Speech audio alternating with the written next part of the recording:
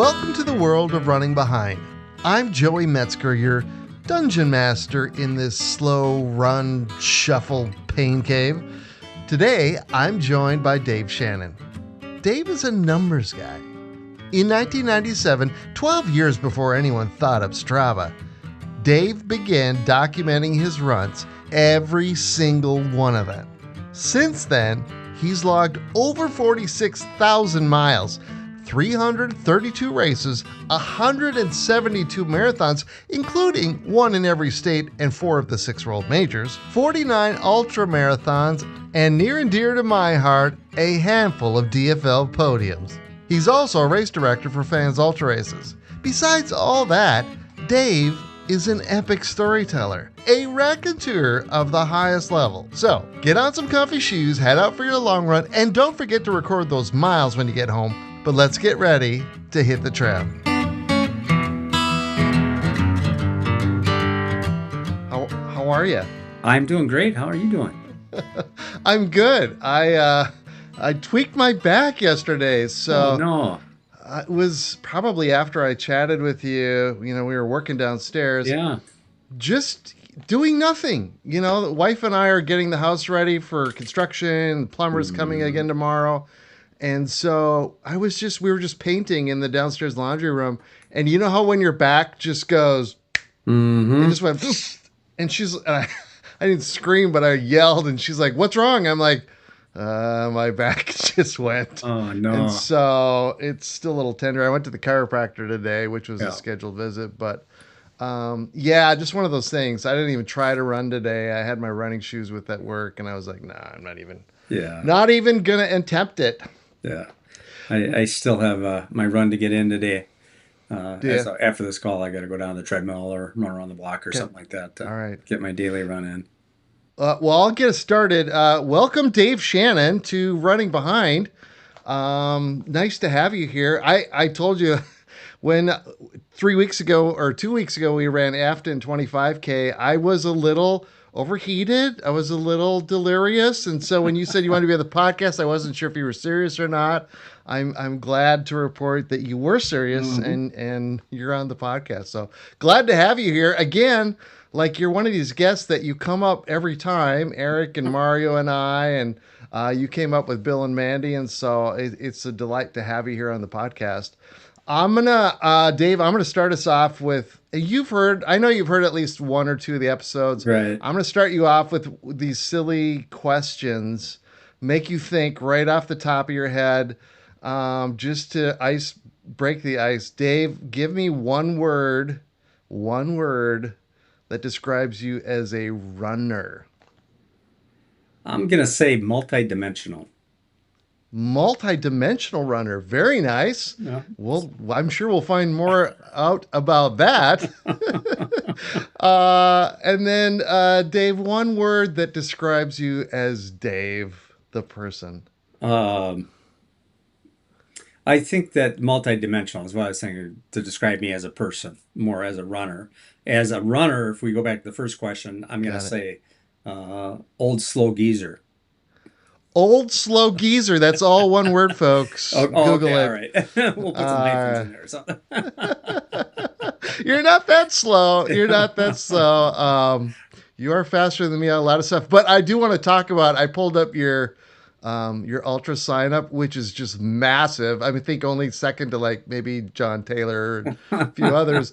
But you've got all these races on here. But I love that you've got a handful of DFL podiums. You've got a first place DFL, a couple of those. We're going to get to all those. I cannot wait. I'm like, yes, this is my people. The other thing I always ask guests too is, why be on the pod? I know you've done at least one other pod. I know you did 10 junk miles with your buddy.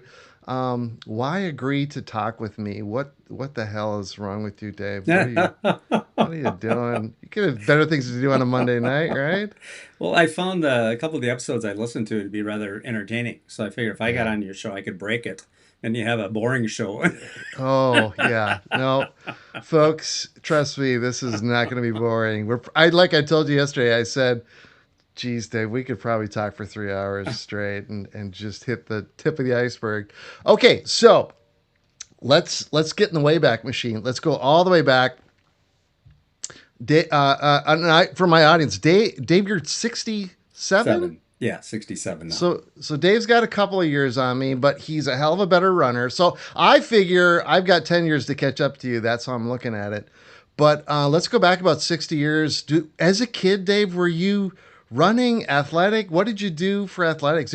Where did you grow up? Minnesota, or where did I you grew grow up up? in South Minneapolis, about a Oh, mile west wow. of Lake Hiawatha. Oh, okay. Yeah. That's not too far from me. I'm southwest Minneapolis right Yeah. now, kind of by Lake Harriet. So, okay. And I So, was, South Minneapolis yeah. kid, what'd you do? What'd you do Well, I for was the youngest of exercise? 8 siblings, Oh, and just, wow. running around with the neighborhood kids. And back in those days, parents said, be home by such and such a time, and they had no clue where we were and what kind of trouble we were raising. As long as we, stayed underneath Yeah. the radar. And Right, so I, right. did a lot of running around. But I tried running in high school. When I first got to high Okay. school, I tried out for the cross country team. And Okay. I ran one day and I said, running sucks. And I quit. And I joined the golf team the next day. Smart. And so, Uh, so, something happened in my yeah. brain much later on, and I got back into running, at, Oh, my late 30s. But that was my introduction to running. got Cross it. country, So man, you that's just, hard work. oh God, yeah. Well, you've heard my story. Maybe you haven't heard my story. I was not athletic at all. I was a nerd. I'm still a nerd. Yeah. And in high school, I had some buddies who I don't know. I keep thinking, how did they convince me? I have no idea. They were like, you should join the track team. And I was Uh-huh. like, the short little kid. I'm still a short little kid. And they're like, join the track team. Sure. And I got there and the coach was like, oh, you're horrible. You can run the two Oh, mile because no. that's like punishment. We don't have anybody to run it. And I hated it like you did, but I was like, I didn't want to embarrass myself. So Hmm. came in pretty much last every race, the Sure. beginning of my DFL career. Yeah. So no, you have eight siblings. So Yes. there's eight of you, seven Yeah. siblings. Okay. Yes. I gotta ask, Catholic? No. Irish, Oh, but okay. orange Irish. Irish. The Protestant Well, Irish. got it. Okay. The reason I ask, I come from a family of six kids. Yeah. I have five older sisters, Catholic family. So, Yeah. now when you and I were running, you have a brother though who didn't became a priest or a preacher, right? Yeah, my oldest brother is still alive. I've lost two of my siblings over the Yeah. years, Yeah. Sorry. but my oldest brother who was 22 when I was born. He was graduating from McAllister College the year I was Yeah. born, and he then went to seminary in Chicago, became a minister at a little church, and he had paid for part of his schooling by Navy ROTC. And this was back in the 50s, early 60s, and Yeah. oh, we don't need priests. We got a ton of priests. And this thing called Vietnam happened. And all of a sudden they were Yeah. losing priests. They were getting killed over in Vietnam. And so he got called up. And he did 2 tours in Vietnam as a chaplain. And he wasn't on a ship. He was out in the jungle with a CB or construction battalion unit. And Yeah. so he saw some nasty stuff, but had Yeah. some cool assignments. He was stationed in Bermuda for 4 years. And Yeah. while there, he was charged with re-editing the Armed Forces hymnal, and he wrote a couple of hymns to put in it, and he had a little jazz band when he was on the island and cut an album, and Wow. but just lots of great stories. And That so and that then is amazing. I remember you yeah, telling me about that. yeah. Yeah. And he did not move back to Minnesota for a long time. He was gone for Yeah. like, I want to say 40 years. Oh wow. Uh, and so I didn't really get to know him till I was in my mid 40s when he moved back here. Visited him a couple Yeah. trips, but he had several kids and things like that. So it's been really Yeah. great to have him in my life, for the last 20 some years. That's awesome. He's, suffering the foibles of old age now, Yeah. but Yeah. so I just went out to the nursing home to visit him today. He's Okay. got some dementia and Parkinson's and Yeah. stuff, so he's struggling, but Yeah. always good to see him. And he's Yeah. also a musician. Started playing Yeah. piano when he was 5 years old, and we have his piano in his nursing home room. And once in a while, we can get him Oh, to play something. he'll play Uh, it still? Once in a while, yeah, and it's all by Yeah. memory. Yeah. He actually had a little jazz trio that up until the Really? pandemic, he was playing a little gig, like once, I can't remember, it was every other week or once a month out at Okay. Centennial Lakes out in Edina, just off France Yeah. Avenue there. And this Yeah, little yeah. jazz trio would play out there, and it was wonderful. That is So, awesome. That is awesome. yeah. Where did he get the musicality from? Was that Uh, present in your family or well, your mom and you've heard dad? the old joke about when, God was passing out brains. I thought he said strains, and so I didn't take any. Well, in my family, they were passing out the musical talent. And as it Yeah. went down, each of us had less and less talent. And so by the time I came along, yeah, Uh, I couldn't carry a tune if you gave me the bucket to carry it in. But it was a yours, mine, and ours uh, family. Dad yeah. was married, had this brother. His first wife died of cancer. My mom was Yeah. married, had a daughter and a son, got Okay. divorced. They got together and then banged out 5 kids in about 6.5 years. Wow. And Wow. so, like I say, by the time I came along, all the musical genes were used up. It was all used up. So, All used and, nothing. and Well, you got the running gene. You got the yeah, running something gene. like that. So But mom, yeah. and dad asked me if I wanted to take piano lessons after struggling with lots of my older siblings to force them to practice. And I said, no, I want to go out and play with my friends. And they said, oh, okay. And they didn't push. uh, So anyway, uh, so I yeah, can sounds funny. let my brother carry Well, as that you bucket. can see behind me, I have a lot of musical instruments. I don't have your brother's talent. I'm sure I don't have in what he has in his pinky his talent, but I do have instruments hung up on the wall, so that That's does look cool. impressive. Great My decor. yeah, my dad, Catholic family, German Catholic Uh-huh. family, North Dakota, 11 kids. He was the youngest boy. Hmm. And him and his brothers back in the 50s, they all played. None of them could read a lick. You could throw a sheet of music in front of them and they'd be like, this is Braille. I have no idea Yeah. what this is. But they could all play to beat the band. And they had an old record making machine and they recorded songs like Good Old Mountain Dew and Oh, bluegrass stuff back in the wonderful. 50s. Yeah. And so I guess that's where I picked up a little bit of musical talent, but nothing like your brother or anything like Yeah. that. So, well, that's awesome. Okay, so boy, we get like I said, this could go on 4 hours, Dave. We haven't even got to anything yet. Okay, so I want to get to when you started running in your adult life. Did that happen? Now, this is breaking news, but you're retired, correct? Correct. You're retired. Did you start writing when you were still working, or is that something that happened when you retired, or when did you start running? And then we'll get to when you started running trails. I want to get to starting running Sure. marathons and then trails in that order. Well, I didn't go to college till I was in my 30s. I had graduated from high school when I was 16, and I was going to take a year off before I went to college. And it turned into a couple careers, a couple marriages, a couple kids, Okay. and then finally got around to going to college after I turned 30. Oh And wow. so I had kids in junior high at the time. I couldn't go full time, so I was going 3/4 Yeah. time, and start off going to the community college, get an AA degree, and I worked like 1 to 3 jobs the whole time I was doing this. One of those jobs was a paper route with the Minneapolis Star Tribune, and I'd get up Oh. at 3:30 in the morning and I'd deliver 200 papers. They paid me per paper, so my brain figured out that if I went faster, I made more per hour. So I started No way. running that paper route. So I, park my car, grab a sack of papers out of the car, run through the yards on one side of the street, toss some papers at the steps, cross the Oh my street, come back to the car, grab another sack, go the other direction down the street. And I was actually running about 5 miles a day. And, Oh.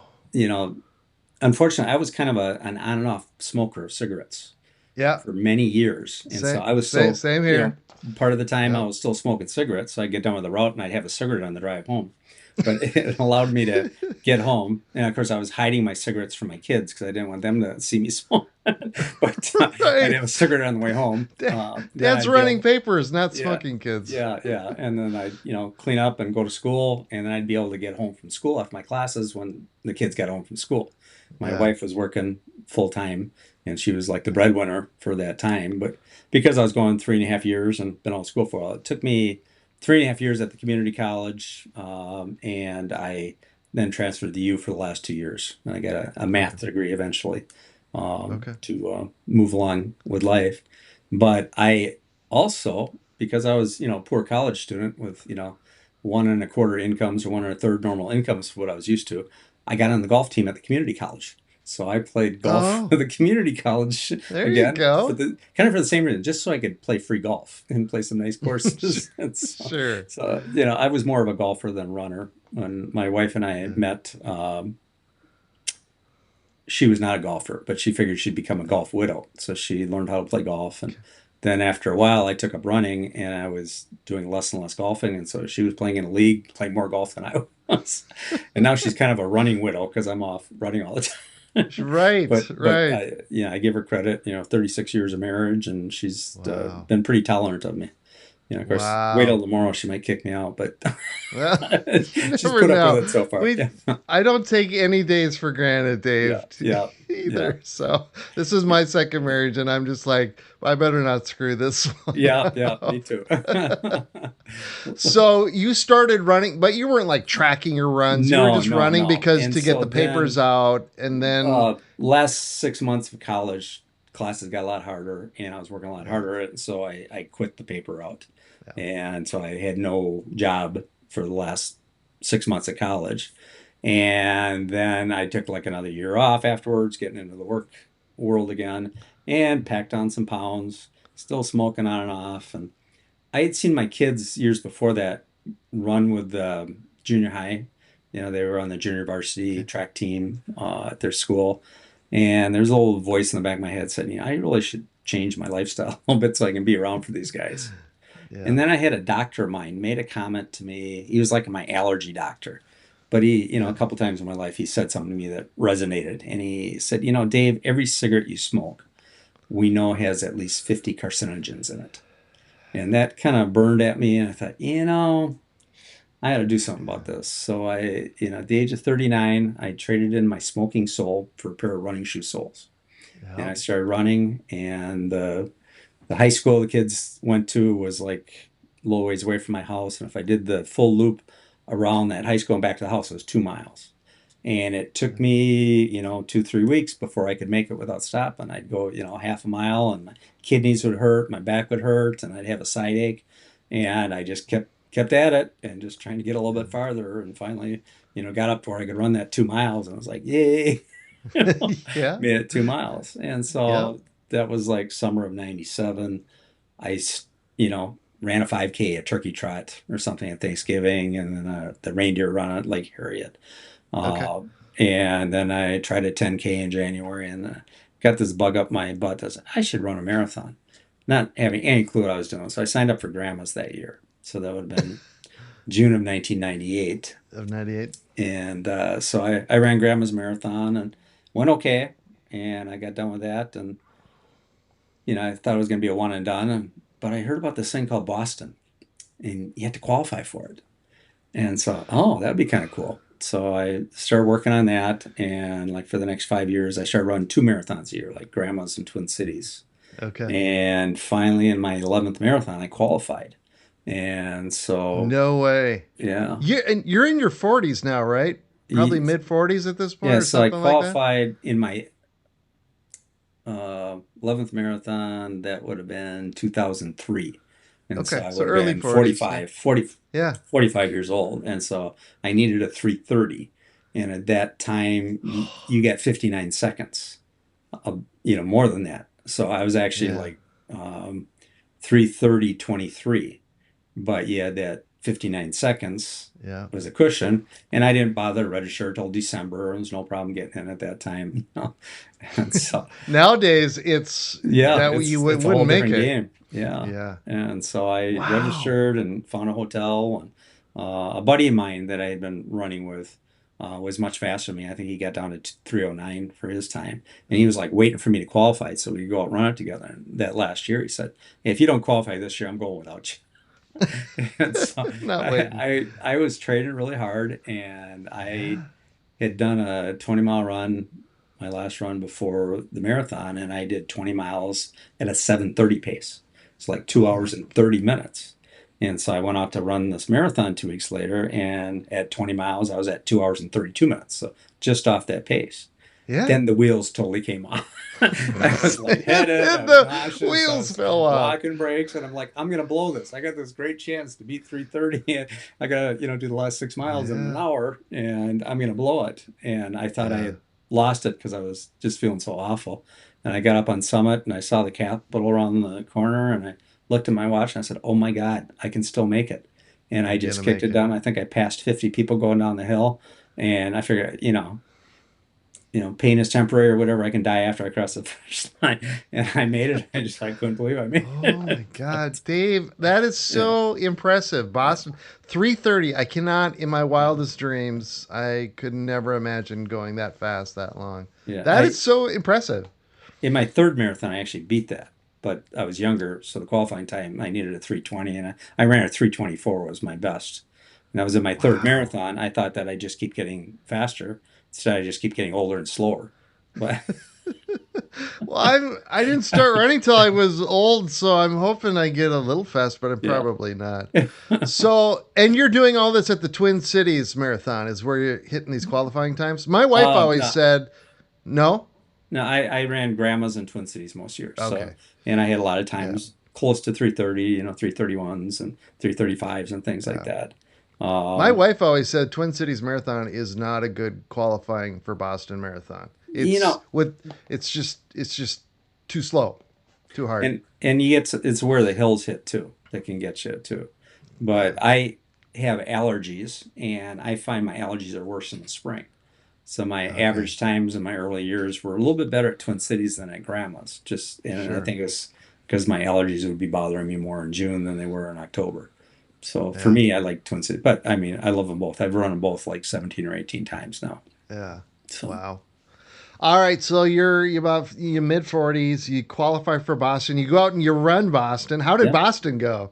Was it it was everything you hoped lovely. for? It was, yeah, it was about 45 minutes slower than my qualifying time, but it was 86 degrees at the start. Oh It started at God. noon, and I remember standing in the starting corrals and feeling sweat rolling down my arm and dripping off my fingertips, and the race hadn't started yet.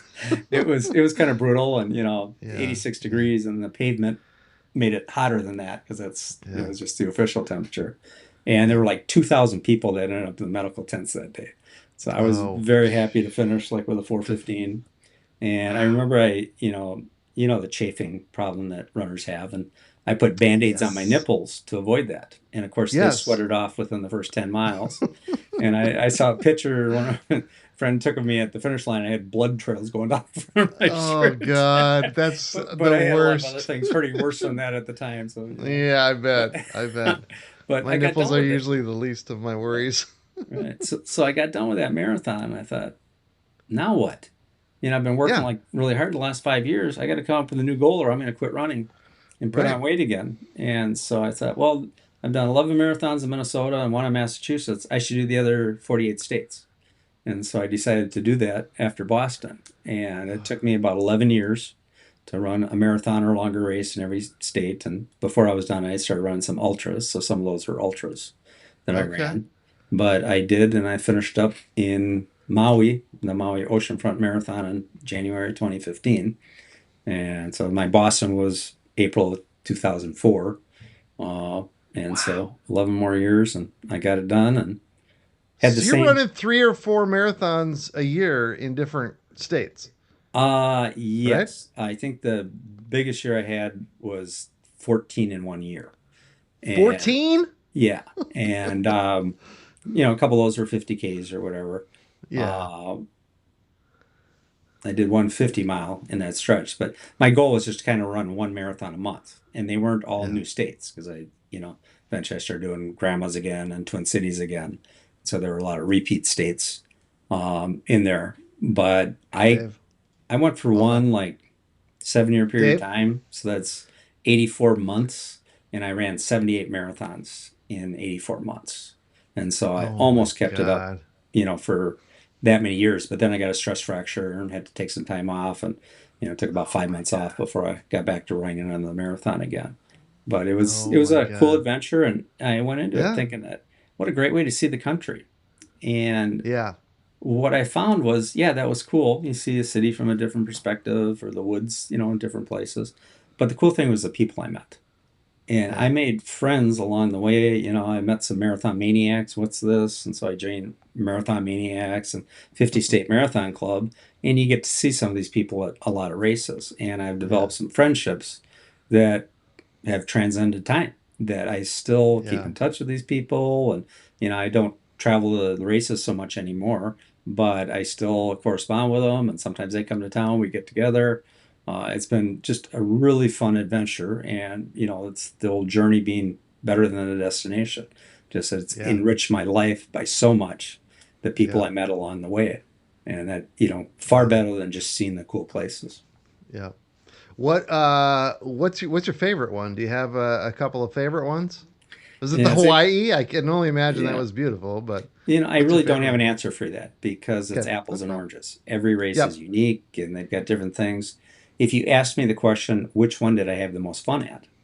It would be the New York City Marathon Oh, because the first time I tried to get in the lottery, I got in. Just dumb luck. And so met a guy wearing a Marathon Maniac shirt at a marathon a few years before that. And, I think it was maybe right after I had met it, and he lived out in New Jersey, New York yeah. area, New York City area, and he knew everybody in the Marathon Maniac. So he started connecting. Hey, you're doing Eugene, Oregon. I got a buddy of mine that's gonna be out there. You guys should connect when you're out there. Yeah. And then oh, I know this person, and Yeah. and then it turned out the guy that was out in Eugene was lived in New York City, and I stayed in his apartment for the New York Okay. City Marathon. I lived about six Oh, blocks from nice. Central Park. It was real fun. He lived in a sixth floor walk up, so after the marathon, it was real fun getting to his apartment. But it Oh, turned out, and he stayed in my house yeah. before for races, and so Yeah. so it's been really cool. And so, anyways, I uh, let my friend know that I was coming out to run New York City, and he calls me up a couple weeks before the race. Goes, hey, a bunch of us are going to run the race in costume as superheroes. Would you like to run in costume with us? What? And so, What? I thought about it. I came up with a Mr. Incredible costume. I had a friend that, Oh, nice. did some screen Yeah. printing stuff and was able to come up with a shirt and just a little Halloween masquerade mask and Yeah. things like that. So we had Iron Man and Superman and Thor, Batgirl, and Captain America. And so I get out there and I'm having dinner with them, a couple nights before the race. And he goes, hey, bunch of us going to go down the Brooklyn Bridge tomorrow and take some pictures in costume or whatever. After some of them have to go to the expo or whatever. Want to join? Sure. So I guess I'll wear the costume before the thing too. So we, stopped at Central Park, took some pictures, and Yeah. you know, before the dinner was over, he goes, "Hey, our buddy Leon's going to make a movie down the Brooklyn Bridge of the superheroes. Do you want to be in it? He'll write you into the script."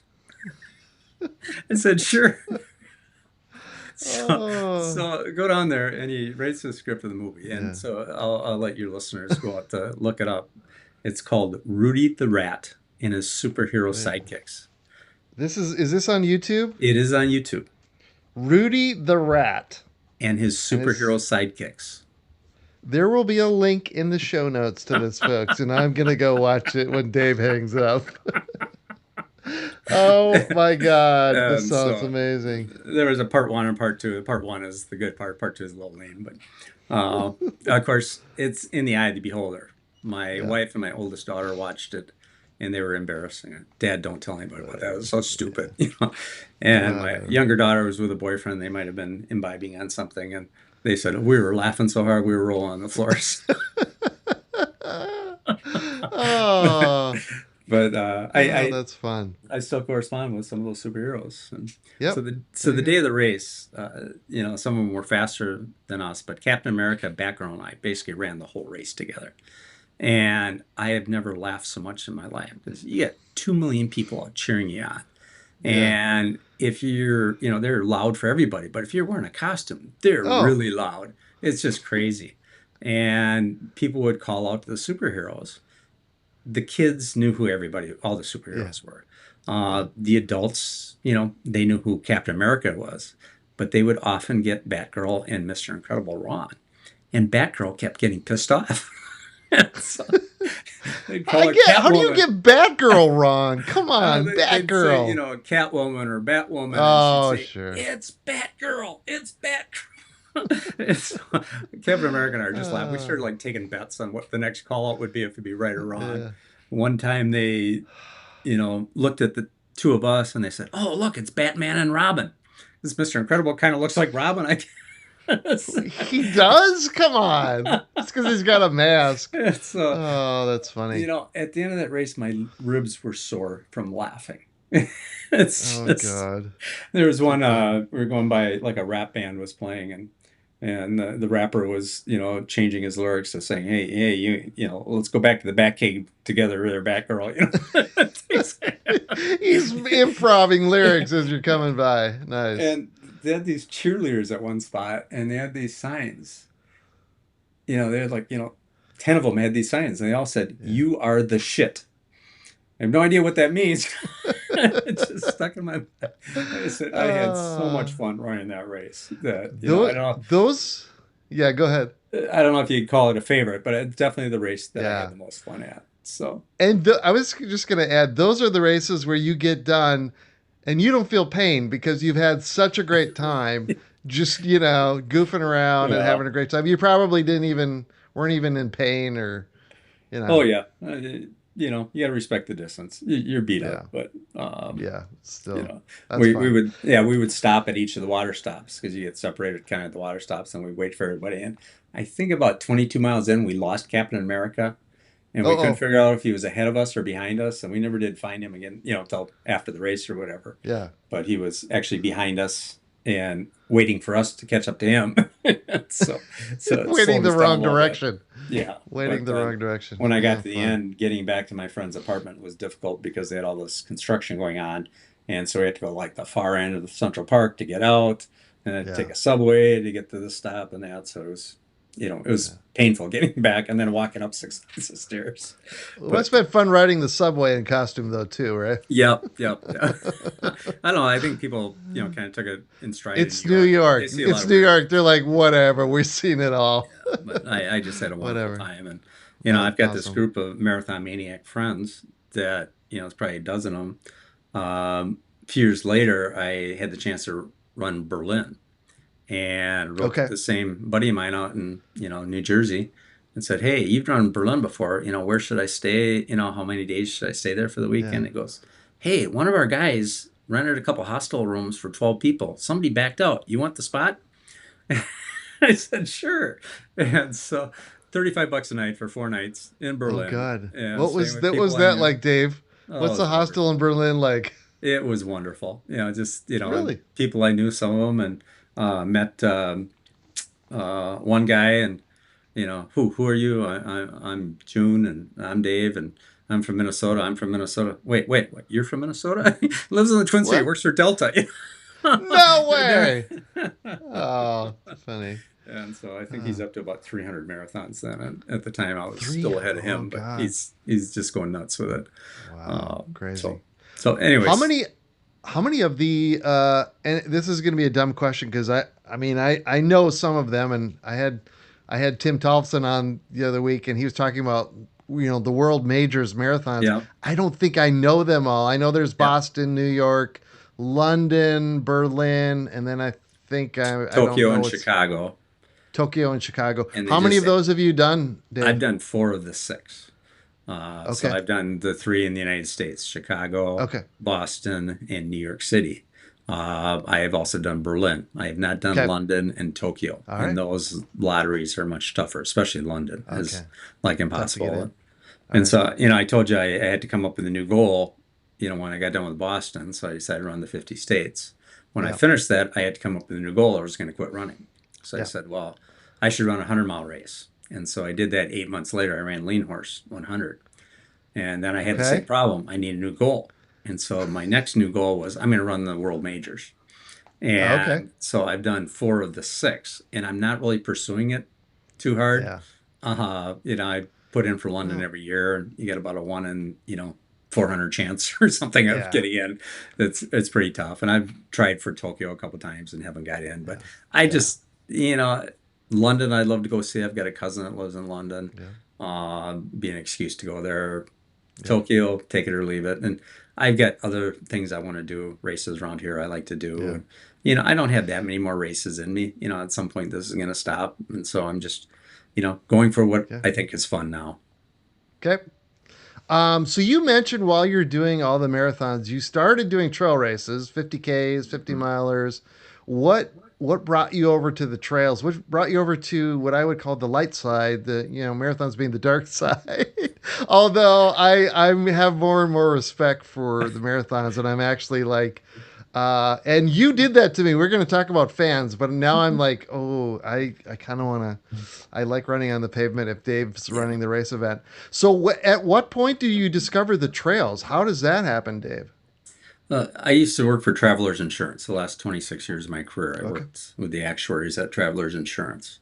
I was not an actuary, but I got to work with a lot of smart people. And Travelers had a run club. And, Yeah. Travelers had kind of merged with St. Paul companies. And there were friends that had worked for St. Paul companies and belonged to this run club at the company.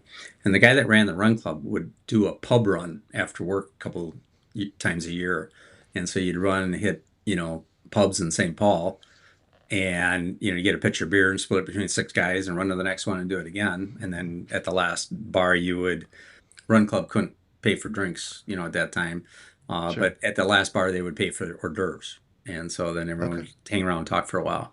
Okay. And so this is when I was kind of starting my 50 state journey. And it was like at the end of the year. And I, met this guy who used to work at the company and had run with the run club, but had moved Okay. on. He came back to join the pub run. And I was kind of bragging to him. I'm kind of a numbers nerd. And added up, I ran 228 miles of race miles last year. I ran 5 marathons and I did, this half marathon, this 20 miler. And I'm kind of a numbers guy. And I thought Yeah. that was really cool. I ran 228 miles. And he looks at me and goes, I never thought about that. Let's see, I ran 700-mile races last year. Ran a couple 50s. I ran Oh my 100K. God. Oh, and I did a couple Seven. marathons. This guy's name was Oh, John Taylor. oh sure. Oh That was my shit. immediate. I was ready to crawl under the Yeah. table. It's like, I was all proud of my 228 miles of race Oh miles. my God. This And is so, when you met.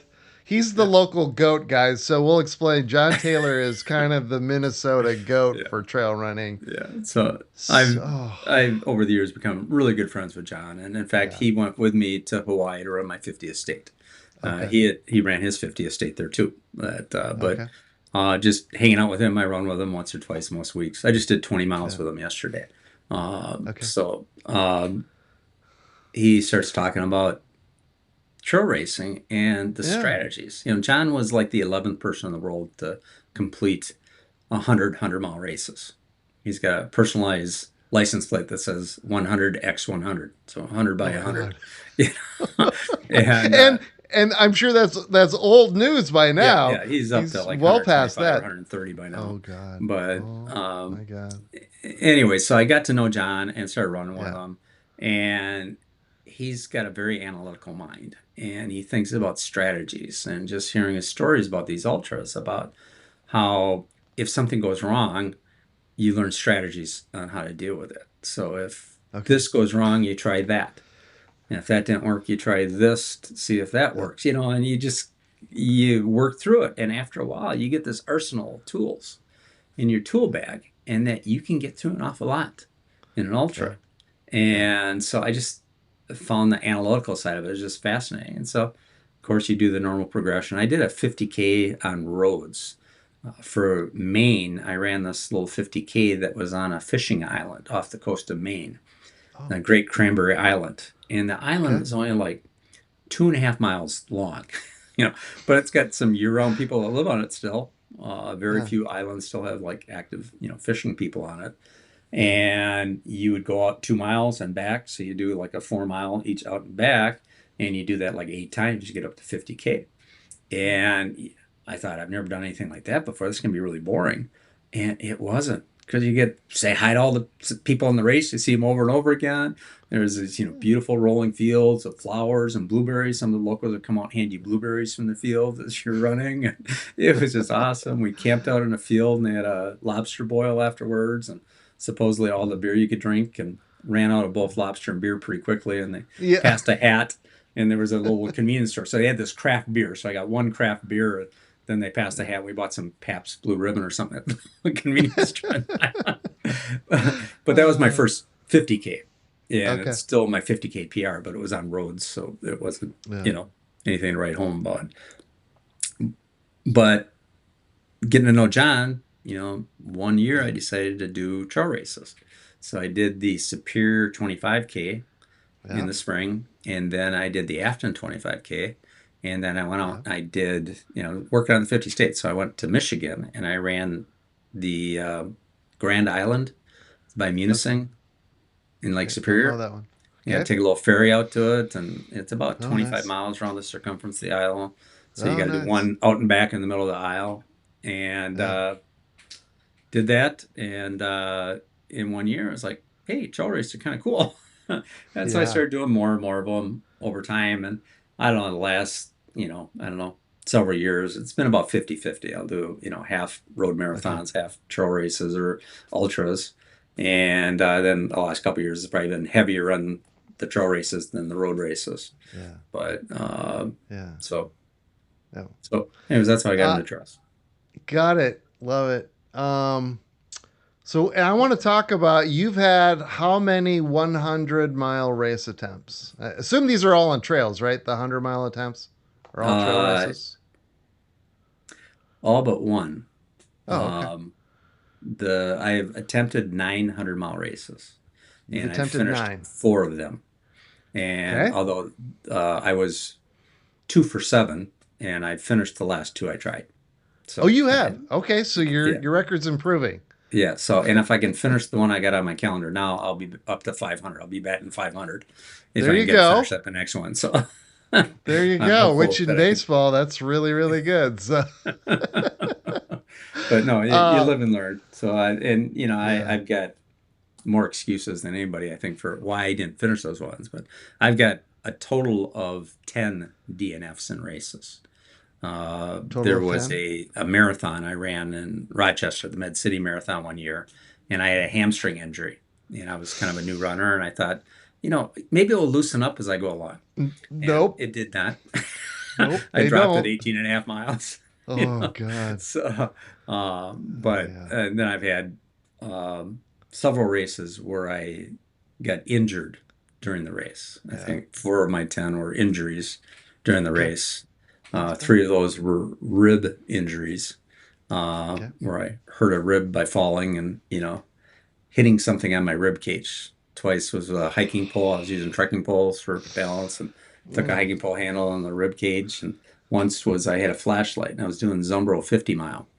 yeah. And first mile, you go up this little, back then, you'd go up this little snake trail. You wouldn't go on the wide trail in that first Yeah. mile. And everyone's really close bunched together, so you can't really see where your footfalls are going. And I was too close to the person in front of me, and I tripped on a root, and I had a handheld flashlight in my vest front pocket, and I hit on the rib cage on that. And Oh, as I went God. along, it's like, that kind of hurts, but I why does can't. it How get did you hard to breathe? breathe? Yeah. The breathing was what was getting to me. And I thought, oh, it's my allergies. It's just bad allergies. And then so I was having a tough time running the speed I expected. And I got down that road the last 3 miles of the loop, and it's like, still having trouble breathing. I thought it was just like the Oh, humidity in the air, the fog in the middle of the night. That race starts yeah. at midnight. Yeah. And I got to the end and I said, I'm dropping out. I just, my ribs hurting too much, and slept in the back of my car. And, I noticed, rolled over on my stomach and I was like, ooh, it hurts there. What's going on here? Oh, I didn't God. realize what I'd done. And so I dropped at 17 miles. Yeah. And then I did that again at the Superior 50-mile race. I had trekking poles again. And that one started at like 5:30 in the morning. And there was a spot that you get this labyrinth of roots that are at a slope sideways and uphill, and it was pouring at the start of the race. So they're super wet Okay. and slippery. And I fell once again, hit the rib cage, and could With not your move trekking fast. pole. Yeah, yeah. Hit. Oh, my God. And then I got to so the first time was a flashlight. This time it was a trekking pole. So I got to the Sugarloaf aid station. I was 21-mile Yeah. mark, and I'd missed the cutoff by 10 minutes. So I got cut Yeah. from the race. But Yeah. wasn't moving too Yeah. fast. So came back Yeah. a couple years later and I finished it. But I then another one of my 100-mile DNFs was at Superior, and I did my fuel wrong. I had been trying to cut back on refined sugars, Yep. And that was a year coming out of the pandemic where they had bags of candy at all the aid stations and not much else. Chips and candy. And Yeah. I didn't have enough food of my own. I screwed up and I just kind of balked and dropped at 43 Yeah. miles. And I was really Yeah. disappointed in that. So I signed up for another one 5 weeks later, the Mines of Spain in Dubuque, That's in Iowa. Iowa. Yep. Yeah, Yep. wonderful race, 5 20-mile loops. And I fixed the nutrition. I was taking in Okay. sugars, and they had great food at the aid stations, and I was moving really good. Midnight, so I've been at it since 8 in the morning. I'm moving faster than I have all day. I'm at 50 miles, Yeah. and I've got my trekking poles. There's a few roots, not a lot of rock, but a lot of roots down there. Uh, And I'm thinking to myself, pick up your feet. Make sure you're picking up your feet. yep. And apparently I didn't pick them up high enough because a root took me down and I was moving really fast. Once again, came down on that hiking pole in my rib cage. And I exercised my vocabulary for a few minutes and then got moving again and started picking it up. But I had a friend down there crewing for me and she was going to pace me the last 40 miles, the last two loops. Yeah. And so I was in the 40 to 60 mile loop and I was still moving okay, initially. Yeah. But my ribs kept like swelling up. And so she picked me up to pace me at, from 60 to 80. And at first, she could kind of run slow to keep up with me. And pretty soon she could just walk to keep up with my running speed. Yeah. I got slower and slower. I think it took me, 6.5 hours to do that 20-mile loop and only had Uh, like 6 hours left to the final cutoff. So I dropped at 80 miles. because you weren't gonna Uh, make it. Yeah. yeah, because I knew that, the speed I was going, it was deteriorating. And so I dropped out. So like three times I've damaged ribs. And so, like I said, I got more excuses than anybody for why No, I those are did. not But yeah, excuses, Dave. Those are legit. but And but I was happy to get 80 miles yeah. in. I'd love to go back Yeah. and do that race again someday. But Yeah, I've yeah, heard that's really good. I don't know if you know Amber. I follow her on Strava. She's pretty good. I think yeah, she's either won or coming third there at Mines okay, of Spain. I don't think she's done. I think she's done the 100K though, maybe not the 100 mile. okay, But her and yeah, some others have been like, yeah, yeah, that's a great race. So I got to yeah. check it out sometime. And the You swag is also outstanding. what's that? The swag that they give out for that race is Oh wonderful. yeah, It's like a backpack and you know, wow, uh, nice, just just really nice stuff. So nice. You also did Zumbro. Did you try to do Zumbro 100 the year of the snowstorm? yes, both years of the snowstorm. And Okay. so the first year, I got there and it had been really warm all week long, and they had Yeah. a foot of snow, or that was melting, and so it was all mud. And so I'm running through the mud. There's places where it's like, halfway up my calves, and just for like a mile at a time on the when you're just slogging through this stuff. And the hills, when you got mud on a slope, that's just Yeah. deadly. Yeah. And I quit after two 70-mile loops on that one. Just because, I Yeah. don't know, one of the hills, I can't remember, there was a name for it. Just the Yeah. downhills, you'd be sliding down and you'd grab a tree and swing, your legs would swing around. You go down another Yeah. 20 feet and grab another one to keep from breaking your neck. And it was just like, first time was funny and fun, group of people around. But the second time I'm by myself, I could break my neck or smash my head open here. Hmm.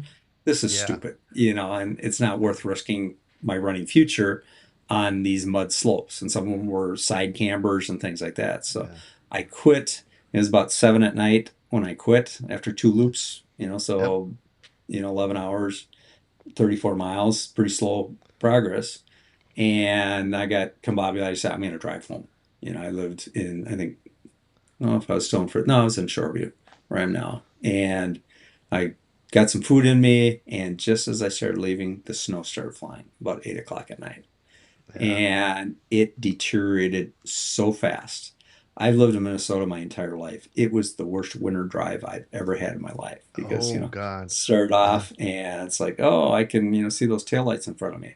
Nope, can't see them anymore. Oh, I can see the tire tracks ahead of me. Can't see them. And you're driving these two-lane roads, the cornfields and ditches on the side, and you can't tell where the road is. Yeah. Oh, I I hate finally that. got back to, it took me twice as long to get home as it would have normally because of the snow, Yeah. but I was kind of glad I got out of there when I did because I heard it was snowed in the morning. That they canceled the 17 mile the next morning. There Yeah. were 120 people that started that 100-mile race. 20 somehow finished out of Oh, the 100.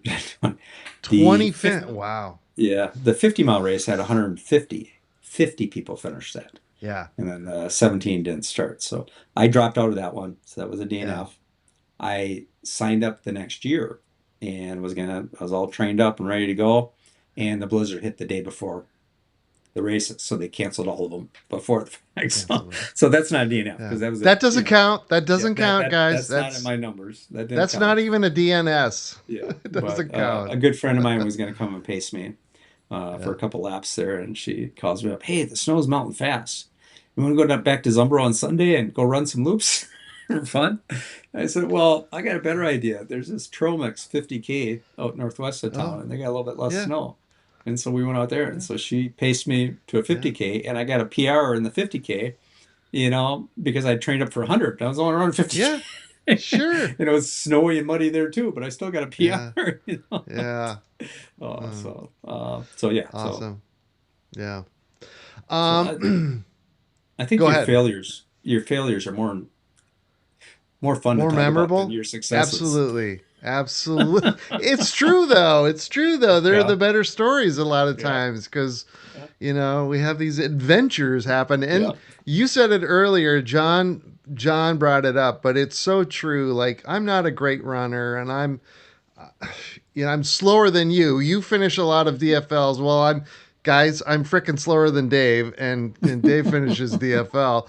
But it's like it's problem solving. yeah, You might say analytics or whatever, like yeah, John says, but I think of it as problem solving. It's literally absolutely. like, I mean, I had Ben Mead and Tony Gillimon talking about Tony's Cocodona 250 this year, and he had all these charts, and he's literally like, okay, I can run 1 minute slower on this section. It's Yeah, problem solving. It is yeah, analytics, yeah, especially for those of us that are slower, that are not like easily hitting yeah. the cutoffs. So true. That is awesome. I want to talk. Well, we have so much to talk about yet. I want to get to your running streak because I know you've got a running streak going, Yeah. right? We'll get to that. That's Before we yeah, get to that, I want to talk a little bit about some of like I don't know if you'd call it adventure runs that you've done with John. You guys yeah. did the Antelope Canyon. Was it a 50K this year? Is It was actually out 34 in miles, so 55K. 55K out in Utah? Um, That's right? actually in very northern Arizona, by Oh, it Page, is. Okay. Arizona. Got it. That's different, right? Because you were saying you were like, I don't know, rappelling down the sides or something. Tell me a little Yeah, bit about that race and why you guys yeah, decided to do that. yeah. So I've got a small group of friends that travels well together, and we kind of stick together for the most part. And so we had done several rim to rim crossings of the Grand Canyon, and then they had Okay. some pipeline construction, so some of the trails were closed down. So we looked for something else to do. So we found this 50K race in 2024, the Zion 50K. This organization, Vacation Races, puts on these races, and it's like they're not in national parks because you can't get permits to do that. They don't Right. want big groups of people, but nearby. So we did a 50K the year Yep. before by this Vacation Races organization, and they had Yep. another one at Antelope Canyon. And they had taken over the Antelope Canyon races from prior race directors. John had done both 100-mile races at both Zion and Antelope Canyon in the past. In the Mhm. past, Antelope Canyon kind of didn't really go into the Native American reservation there. It, did a little bit, but mostly it was like kind of a perimeter. I don't know, it was like a 10-mile loop around the town of Page.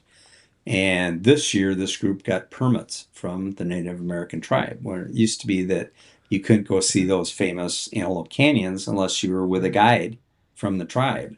And they take you to the, upper and lower, the big canyons. Well, we ran this race, and 34 miles was probably on the reservation for all but 3 or 4 miles, Wow. and we did not have a guide with us. There were certain points within this loop that we ran that a guide might be stationed there to make sure we didn't break our necks. But we were kind of on our own, and we had downloaded the GPX map on our watches, so we would yell at you and beep at you if you went off course.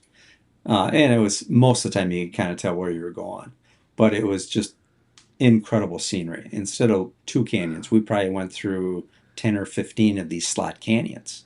These and are these they're slot not. canyons, right? Yeah. Yeah, and so I mean, you might have walls 50 or 100 feet up on each side of you. It might be dark because they curve above you, and just the lighting is incredible. And they're not linear. I mean, there's big climbs. They put ladders inside some. So that's my question: is how the hell are you getting out of these things and into them? Yeah. You're climbing So, ladders. yeah, so we probably had 25 ladders that we used going through these things. So this is like an obstacle course.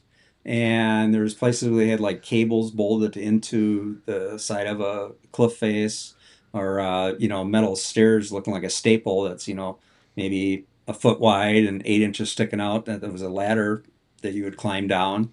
And there's one place where you had to rappel down a sideways slope, and they had a guy down there anchoring the rope down the bottom, Okay. one of the tribe members, and you had to like kind of go sideways, and then every few feet you have to kind of jump downhill a little bit and get down. And the Uh, terrain is very sandy. So you're like running through deep yeah. sand for 34 miles.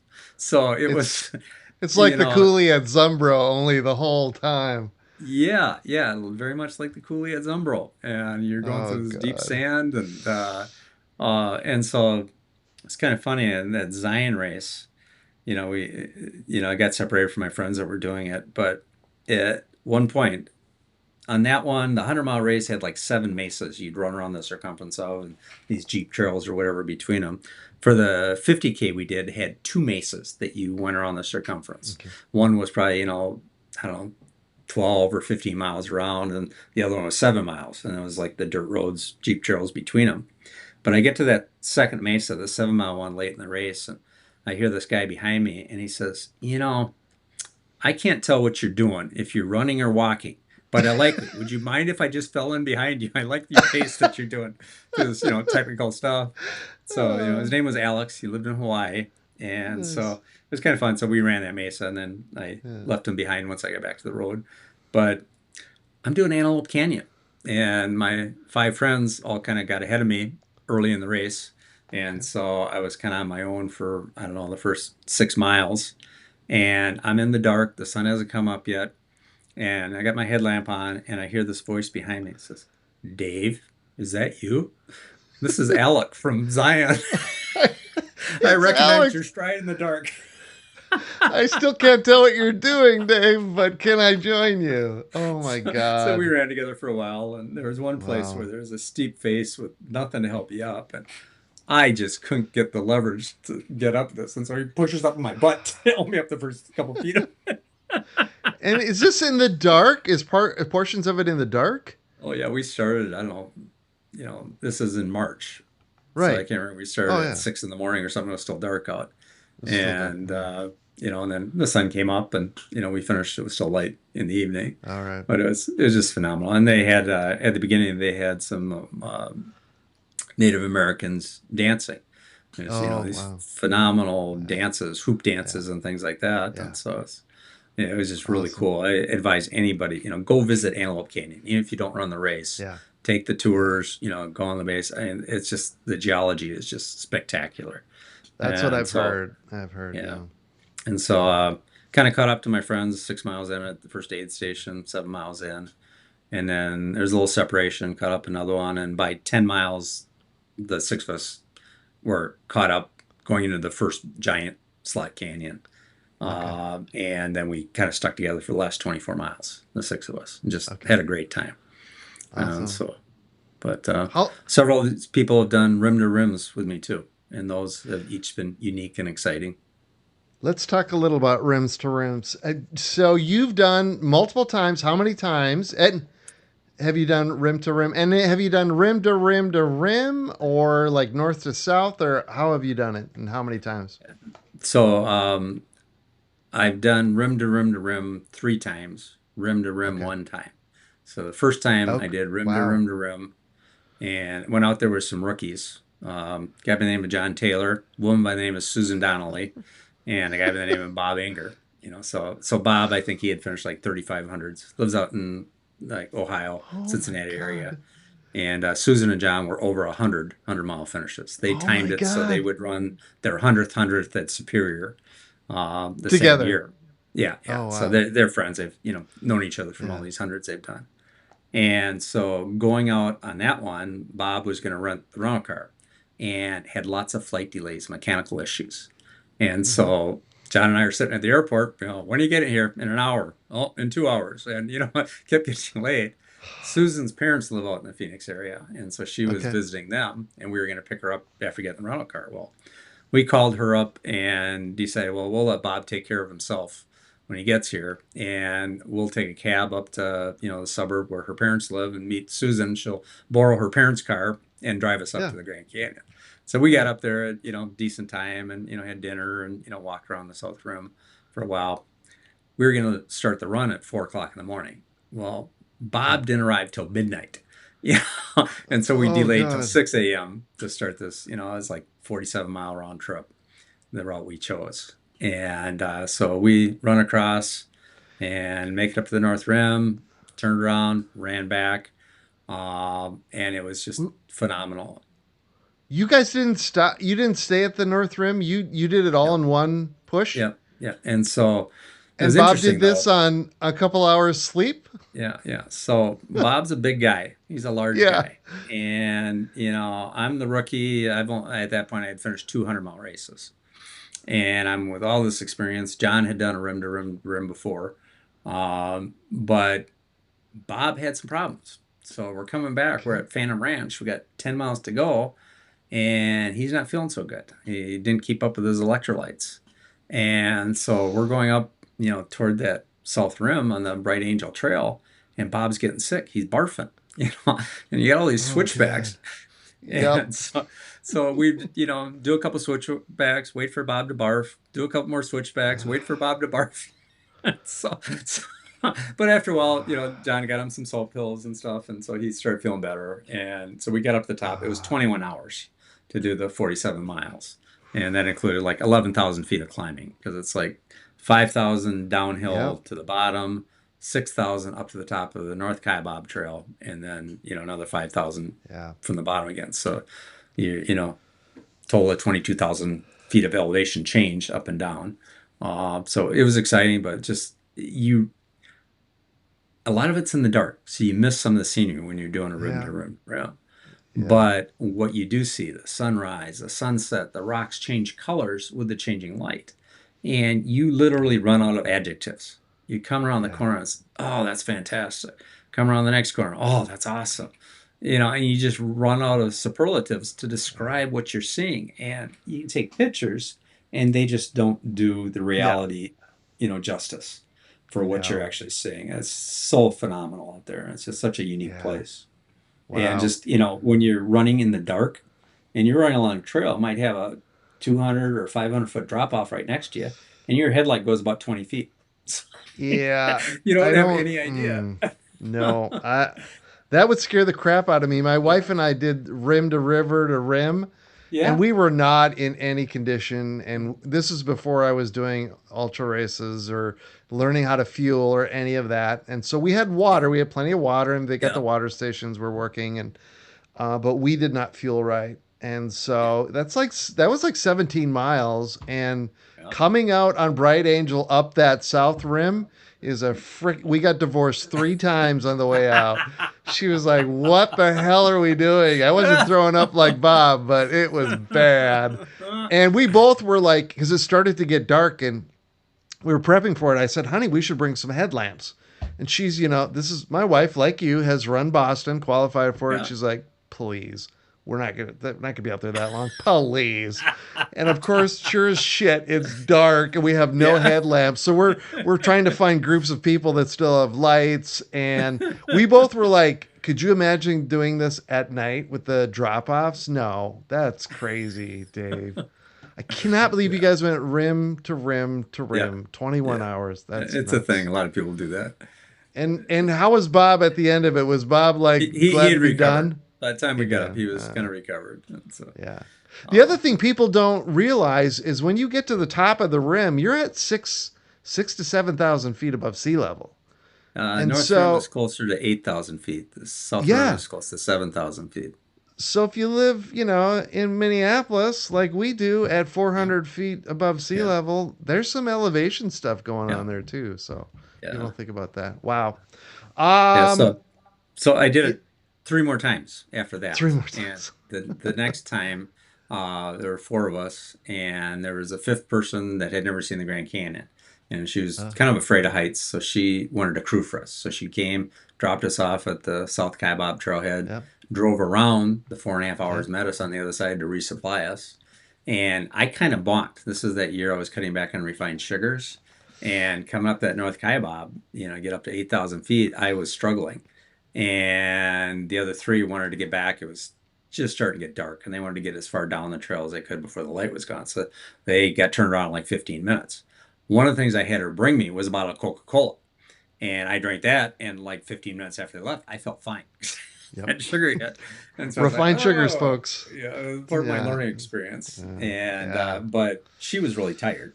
She had been up since 5 o'clock, Yeah. 4:30 in the morning to get us to the trailhead, and had driven 4.5 hours. So I ended up driving the car back around Yeah. so she could sleep in the car. And then we went to the trailhead waiting for them, expecting them to be about 21 hours. Yeah. Well, one of the three had problems down the bottom, and we weren't paying attention to him, but he had like I don't know, a 3 liter hydration pack. And every place we get water, all the water was turned on, he would fill that thing Oh. up and he would drain it. Wasn't taking in salt. And so he started going hypotonemia. How do you say that?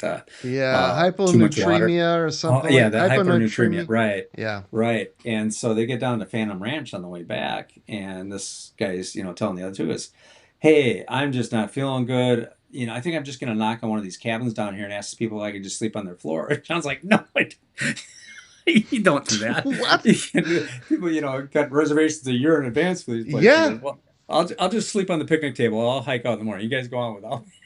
Oh my And John, God. with all his experience, realizes that what's going on, and so he, was asking him questions. And here, take a couple salt pills, and then waited 10 minutes, and he asked the question. He's still goofy, and walk a straight line, and gave him a couple more salt pills. Waited 10 minutes, and he started coming around, and so then they hiked out up the Bright Angel Trail.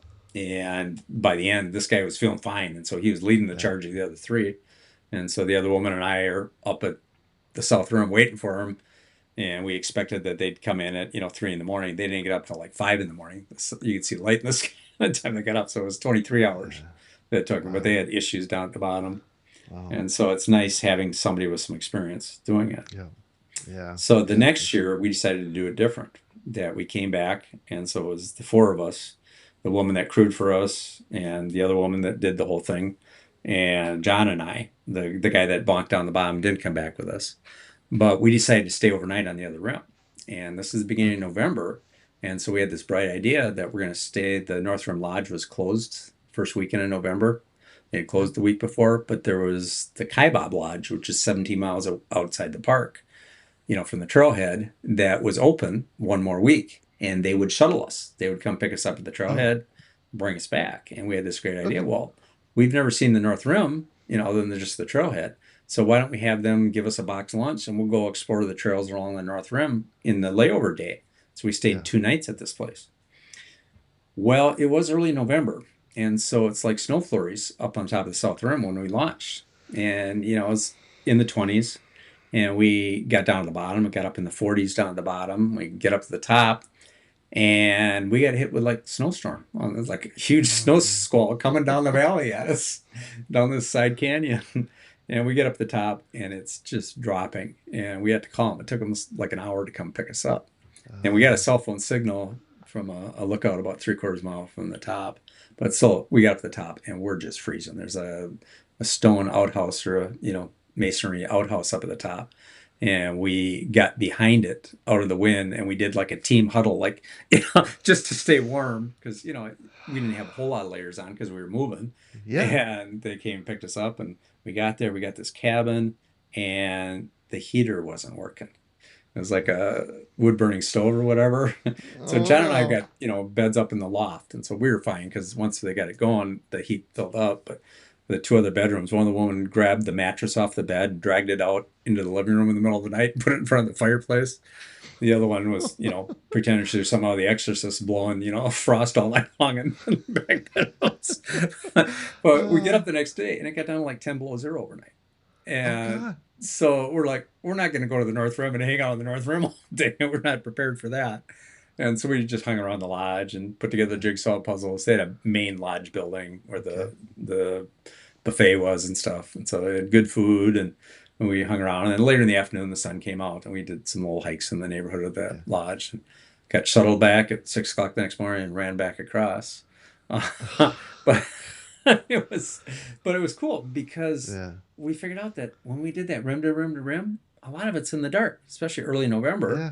shorter daylight. And if you do it over 2 days, you see the scenery. I mean, you Yeah. see a lot more of it. And so that was really cool. So the following year, we came back to do it again, the same four, and we, instead of flying into Phoenix, we flew into Las Vegas. And then we got reservations at the North Rim, by the North Rim Lodge. They had some, cabins there. And so we had like the first night we stayed in an Airbnb on the way to the North Rim. The second night we stayed in the cabins right next to the North Rim Lodge. And then we ran across. We stayed in a lodge on the South Rim side, turned around the next morning, ran back, stayed in the North Rim Lodge cabin again. And so we had 3 nights sleeping on the rim or whatever. But once again, we crossed it, During the day. in the daytime so we could see Yeah. the sights. And so that was Right. wonderful. The only thing is, this was in September, not in November. So it was 114 degrees down at the bottom. Isn't it crazy? The temperature can change so Yeah. quickly, I mean, so much. you can have a 40 or 50 degree swing Yeah. from the top elevation down to the bottom of that canyon. And it just kind of traps the heat in there. There's a section of the North Kaibab coming down from the north side called the Box. And it's notorious for just trapping the heat in there. And so one of the other women and I bought sun umbrellas and actually used sun umbrellas down kind of at the bottom when it was super hot. And I found that very helpful Okay.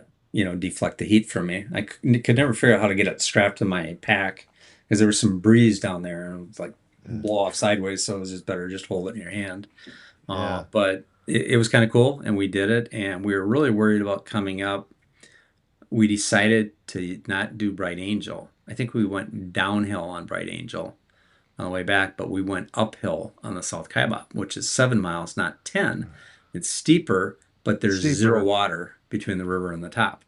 And so we were kind of worried about the second day. Well, it was only 110 down the bottom, but I don't know. But we found that as the sun moved toward the south rim or toward later in the day, we got shade the last 2,000 feet of climb by just the proximity to the cliffs, Yep. in the canyon. And so anyway, so that was our, my fourth time there doing that.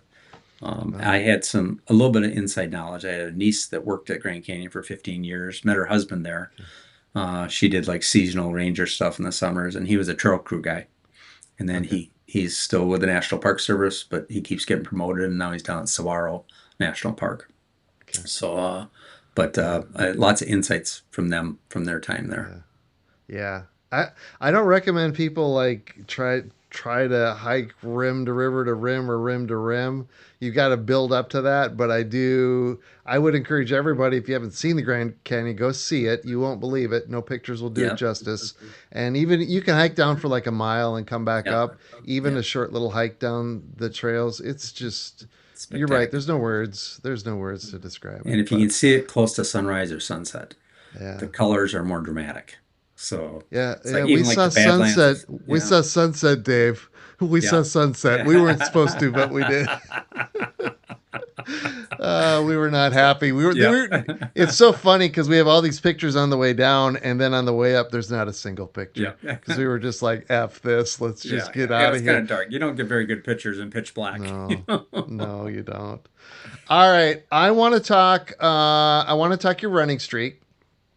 And then I want to get into fans and then a little bit about your upcoming races the rest of this year before we sign off. I want to be respectful of your time. It's already 8:25. But tell me about your running streak. What is your running streak? How long is your running streak? Yeah, I'm at about 5.5 years right now, but I've actually been Okay. streak running longer than that. So I used to, I started running in 97, and I don't know, 99 or 2000, I started saying I should do a New Year's resolution and just run it every day as long as I can. And so I Okay. started doing that, and I'd make it, a month or 2 months, a couple weeks, and I'd get the flu or, kid activities or work long hours, and I'd drop it. And then after doing it for a number of years, I heard about this group called the Streak Runners Association, United States Streak Runners Association. And oh, it's a thing. People do this.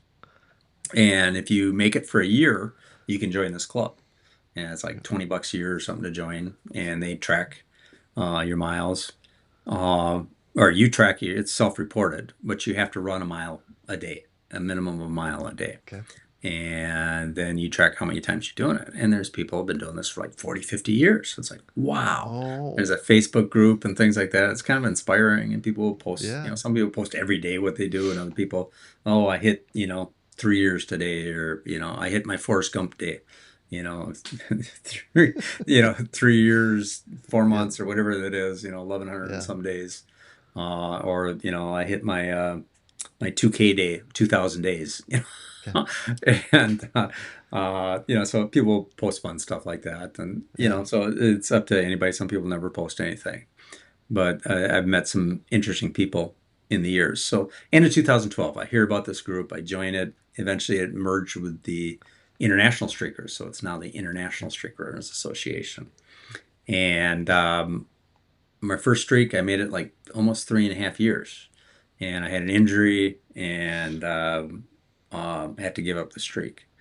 And then I came back as soon as I could, and I had like four streaks that I broke the streaks. Once was for a surgery, and three other times were for injuries, where it's like, I'm going to try and run through the injury, and it ain't getting better, it's getting worse, and so I just call it and then start up again. So the last time, I had a double hernia I had to get fixed.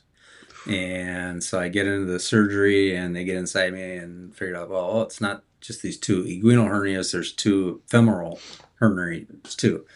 And those are like a little bit Oh, more delicate, close by the arteries and stuff. And so they fixed those. And so the next morning, I'd run at like 4 o'clock in the morning before going in for the early surgery.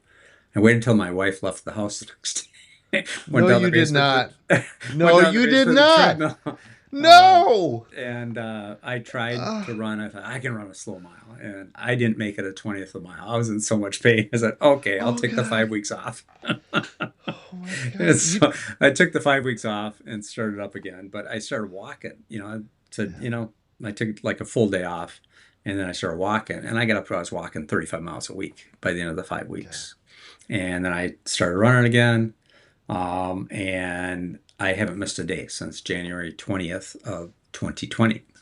And so Okay. in that time, I've averaged 5.9 miles a day. But I do a lot of 1 mile days. That's my Yeah. rest day. My old running coach used to say, "Oh, you shouldn't run every day. That's bad for you. You should take a rest day." And so my 1 mile days, or 2 mile days, are my rest days. I'm resting my body in Got those it. days. Okay. All right. And there's no requirement of speed, how fast you run the That. mile, but Okay. when you're running. You've been to fans, and you Yes. see these 70, 80-year-old guys out there running, Yeah. and if you want to be judgmental, you might say, well, that's not really running.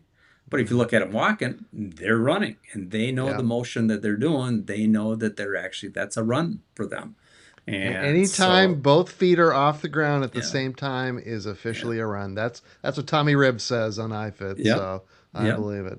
Yeah. So, and I know the difference. I ran, so one of the things I do is I like Boundary Waters camping. I just got back from my Yeah. 40th trip to the Boundary Waters over the last 40 years. And I keep my streak alive. And it's really hard to find it. It's hard to run on waters. So you got to run across a campsite or a portage or something. And you got to go back and forth. And you might have a tenth of a mile route, or a 20th of a mile, or a fifth of a mile route. You go back and forth across the campsite and run up to the toilet up in the woods and back, and go back and forth. And there was this one time I was canoeing with my son-in-law and my nephew, and we were out on a day trip, and we stopped at this portage. And the portage was about a mile long, but it was unused. It's not a well-traveled route. And so it was totally overgrown. There were brushes at chest level, and there's like a creek you have to get over by jumping on boulders to get over it.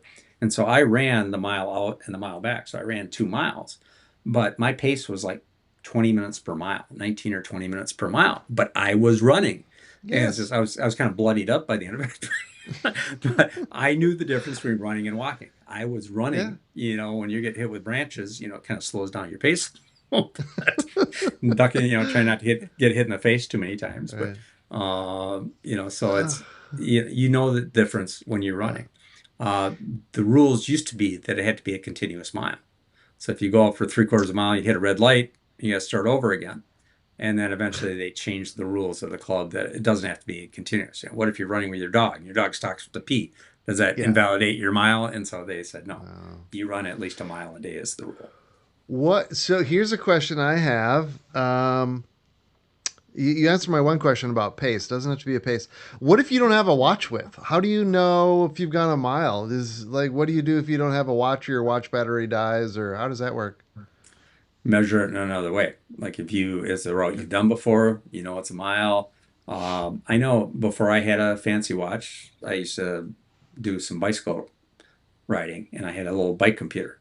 Hmm. And when I moved to this neighborhood, I remember I kind of knew what my pace was. I knew how fast I was running, how far I went. And I went on a new route in the neighborhood, and I got done. And by the time I took to do it, I just divided by what I thought my pace was. I think that was about an 11-mile run.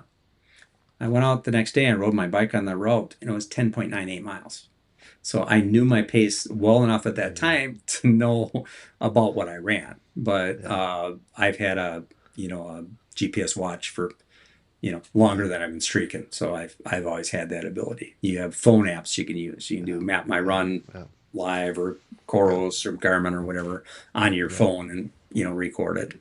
Or you go to a track. I got a 400-meter trap. I'm gonna do Yeah. 4 laps All or right. whatever. You get your mile. But it's self-reported. So, and I think Okay. most people are honest. Yeah. It's the honor system too, I Yep. assume. But Yep. you know if you did, you know if you didn't. Yep. So 5 years, pretty good. Yeah. I want to talk fans. Yep. So you got me to do fans this year. Let's start from the beginning. Dave, what is fans? And then I want to get to how you became a race director for fans. So what is Sure. fans? Tell me first off, what I know it supports this charity, Yeah. this organization. Tell me about the organization and the support and the money raised. Where does that go to? Yeah. Well, let me first start off by telling how it started. There was a guy by the name of Bob Frawley who worked in the social services sector, set up lots of programs for different things. And he had set up this mentoring program for high school students from traditionally underserved communities. A lot of them, might be from immigrant families and where they'd be the first one in their family to go to college. But it was while they were in high school and they had to do this mentorship, one-on-one meetings, with a counselor or whatever, and teach them skills, make sure they keep their academics up.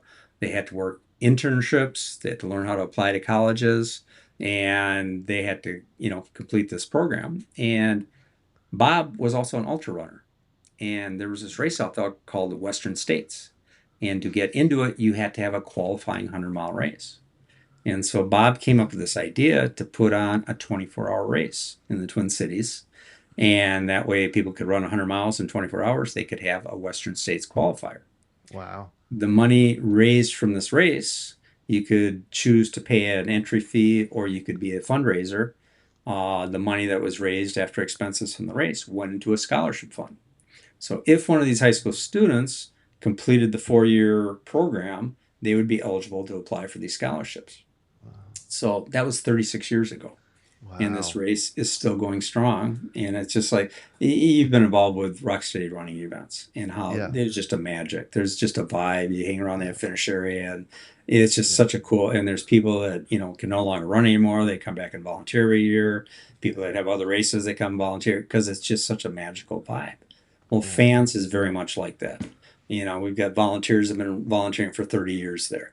We've got runners. Fast Eddie, who is 85 years Fast old. Eddie. Yeah, he I ran a I ran with him a little bit. Yeah. yeah, he ran 100K. in 24 hours this year. He You did know, it's like 100K this year? I believe he did, yeah, and just like Oh my God. 85-year-old national record. He goes out and does these 48-hour events and things like that to set. He's way into the age group records, and every time Oh he my hits a new age group bracket, he's just God.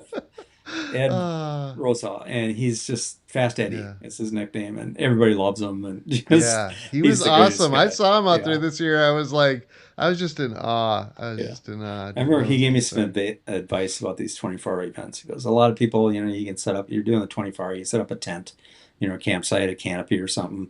And a lot of people will take naps in the middle of the night, take an hour or two off and take a nap. And he goes, I don't. I own the night. That's how I beat the people in my age bracket. I own the I night. own the night. I Oh, always that's remember that great. comment. So when I've been tempted That's to, great. take a nap when I've been doing fans 24 hours, it's like, Yeah. oh, I got to own the night. I got to keep going. Yeah. Yeah. So I got involved in 2012. I mentioned my New York, New Jersey buddies, Marathon Maniac. A couple of them were coming out to do fans, and I knew it existed, but I didn't really know anything about it. Yeah. And they wanted me to crew for them, and so I did. I had a tent. I set up a tent by the course for them to do the 24-hour. They both got over 100 miles. I signed up for volunteering, counting laps for a 6-hour shift, and Yeah. somewhere in the middle of that 24 hours, and had another friend who asked if I could. Uh, if he could stay at my house overnight that Saturday night. And because he was going to run the Minneapolis Marathon in the morning, he was running a marathon in Indiana on Saturday, and he was going to come to Minneapolis, run the Minneapolis Marathon on Sunday, what Marathon Maniacs call a double. Mm-hmm. And so, can I stay at your house? I go, well, no, but I got this tent set up at the, Lake Nokomis. It's really close to the airport. You can come sleep in my tent overnight. There you And so he did. go. Showed up with his round car. He slept in my tent overnight for a few Oh my hours and God. got up and ran the marathon. And then when the other two guys Uh, got done with the 24 hours, we went to the awards banquet, the breakfast, and then I drove him, these two guys that were half asleep, and we watched the other guy finish his marathon. sure. Uh, And so anyway, so that was my first exposure to fans. I thought yeah. it's kind of a cool deal. So I started coming back every year. Those friends didn't come back to run it, but I started volunteering to count laps. And then in 2015, finished my 50 states in January. I decided I'm going to run a 100-mile Mhm. race, signed up for the Lean Horse in August. And I said, I'm going to sign up for that Fans 24-hour one in June, use it as a practice race to practice for my 100-miler. And so I did, and I think I got 75 miles in. And I made four big mistakes. I started off, and they had a weight requirement. We had to get weighed every 6 hours. Make Okay. sure you didn't lose 5% of your body weight. First time I got weighed, I was 4.5% down. I was like, oh, I'm not drinking enough. So I got to fix it. So I started guzzling tons of water. Then I got my electrolytes, my salts out of balance. And so then I started cramping up, just hamstring, calf muscles, just really cramping up. So I got to fix this. So I started taking in tons of salt, guzzling Gatorade. They had a Yeah. Morton salt shaker on the table. I'd pour it in my hand and just eat the raw salt and, just get my salts up, and it fixed the cramps. So that was great. Okay. But all the sugar in the Gatorade upset my stomach. And so about every other lap, I was stopping at the porta potty because I was having GI distress. Hmm. And so I somehow survived that and tried to find a balance in there when I was taking it. And it's usually hot and humid. And so it was Yeah. hot and humid. And I had chafing in places that I didn't know I had places. So it got to be a really painful 24 hours. Oh But God. I learned to, have some Destin with, or, something Yeah. to fix that if you Yeah. need to. Wear Yeah. compression shorts underneath your running shorts, just Yeah. tricks like that. So went out and ran the 100-mile race 2 months later. Did just fine. Didn't make any of those mistakes. Didn't make any of them. I, didn't have a big problem. I Right. finished the 100-mile race. So anyway, so I started running the race in 2015, and I think I've run it 8 or 9 times now. And Okay. somehow when I retired, I made the mistake of letting people know that. So got voluntold to do a few things. So now I have 3 jobs that are all volunteer jobs. Pay sucks, but Yeah. the labor of love. So one of Yeah. them is fans. Somebody suggested me for race director. The race director they had kind of was really burnt out. He was working on his PhD and working full time. Said I got to be done after this year. And so he suggested me and another guy take it over. And he was using an old email address for me. I never saw his emails. I never checked that email address. And also my friend Paulette Odenthal, she used to own the Getting Gear race for many, many years. She was kind of helping out with this, void and race structures for the race. And she writes me and goes, Dave, are you going to be race director of this thing? I go, what are you talking about? Because you're on all these, committee meeting emails. I go, what? I think So yeah. I looked into it, thought about it. Yeah, I'm retired now. I guess I could do it. So, Yeah. so Bruce Leisure is the other guy, and he's got experience with race walker. He's like a race walking judge for events, Okay. and he puts on a race walking marathon and some other little races. He teaches race walking. And so he's got a ton of experience. And on the operation side, he's certified for measuring courses and is used to getting permits and things like that. So the two of us got together. I have a little bit of the gift of gab, and so I'm not shy about talking to people. So Yeah. we kind of worked together. And so this is our third year of doing it. First year, we had no clue what we were doing. And, but I believe in leadership. It's like a three-legged stool. Number one, you got to show up, raise your hand, step in the fray. The second leg of that three-legged stool would be believing in the people around you. We've got some people volunteering, the race committee for fans. They're just phenomenal. Volunteer coordinator, the IT people, and the person that runs the mentoring program, the medical director. Just absolutely Yeah. phenomenal people with a lot of skills. And I found it's just amazing if sometimes if you're respectful, you ask people for help. It's amazing how many people will step forward Yeah. and believe in them. And that's that second leg of the stool. And the third leg of the stool, a lot of what I did in my job was kind of managing projects, through. And so Okay. it's project management. You got Yeah. timelines and you got certain tasks that have to be done and just kind of keeping track of that. And so that's kind of what I Yeah. tried to apply to fans. A girlfriend of my wife's said to her a year or so ago, you know what life is? Life is problem solving. You think about every single day of our lives. You're solving problems all day long. Hey, this is going on. What do I do about it? What's the best way to proceed? And so the third leg of the stool to me is project management and problem solving. And so Yeah. if you combine those three legs of the stool, you keep it balanced and things get done and you get there. Yeah. And Yeah. so I've been happy to do that. And we've got a couple people coming on to kind of take over some of the race directing duties, hopefully long term. They ran the race Yeah. this year, and Yeah. so they're assuming more and more of the work. They're both very committed to fans. They've been involved. They understand the vibe. One is Doug Kleemeyer, who's a phenomenal ultra runner. He just Yeah. got done running Uray 100-mile race, Oh which is yeah. he was saying he just did this over the weekend. Yeah. That's a But crazy it's like race. Yeah. 33,000 feet of elevation gain or something like Yeah. that. Doug has won. He's won fans like four times back in the day. He won the Zumbro 100-miler one year, and he's like Oh yeah. 53 years old when he wins it. The second place person was 2 hours behind him. The next three guys were in their 30s, and here he's 53, and he Oh kicks my all their God. butts. And then Sonia Decker has also won fans. She beat Courtney Dauwalter. She beat Courtney DeWalter. Yeah, and You're it's a kidding. funny story. So Oh my Kurt God. Decker is general manager for TC Running Company. He also won fans Yes. once back in the day. He's more of a biker now than a runner, but he was kind of coaching Sonia in this year at fans, and Courtney and her were there. And in the last hour of fans, you can do short laps, kind of Yeah. eighth of a mile out and backs to just rack up miles, or you can choose to do a full 1.8 or 2 mile loop. And if you don't finish that 2 mile loop, it doesn't count for anything. So a lot of people Right. shift to the short laps, you know, Yep. if they don't think they're going to make a full loop. Other people just do the short laps for the whole last hour.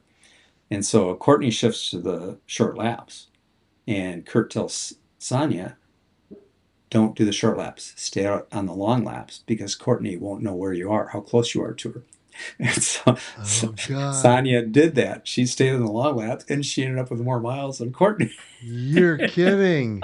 She And you, beat Courtney DeWalter, the GOAT. yeah, so Oh Courtney my kind of got her start God. in ultra racing at fans. So did Harvey Lewis.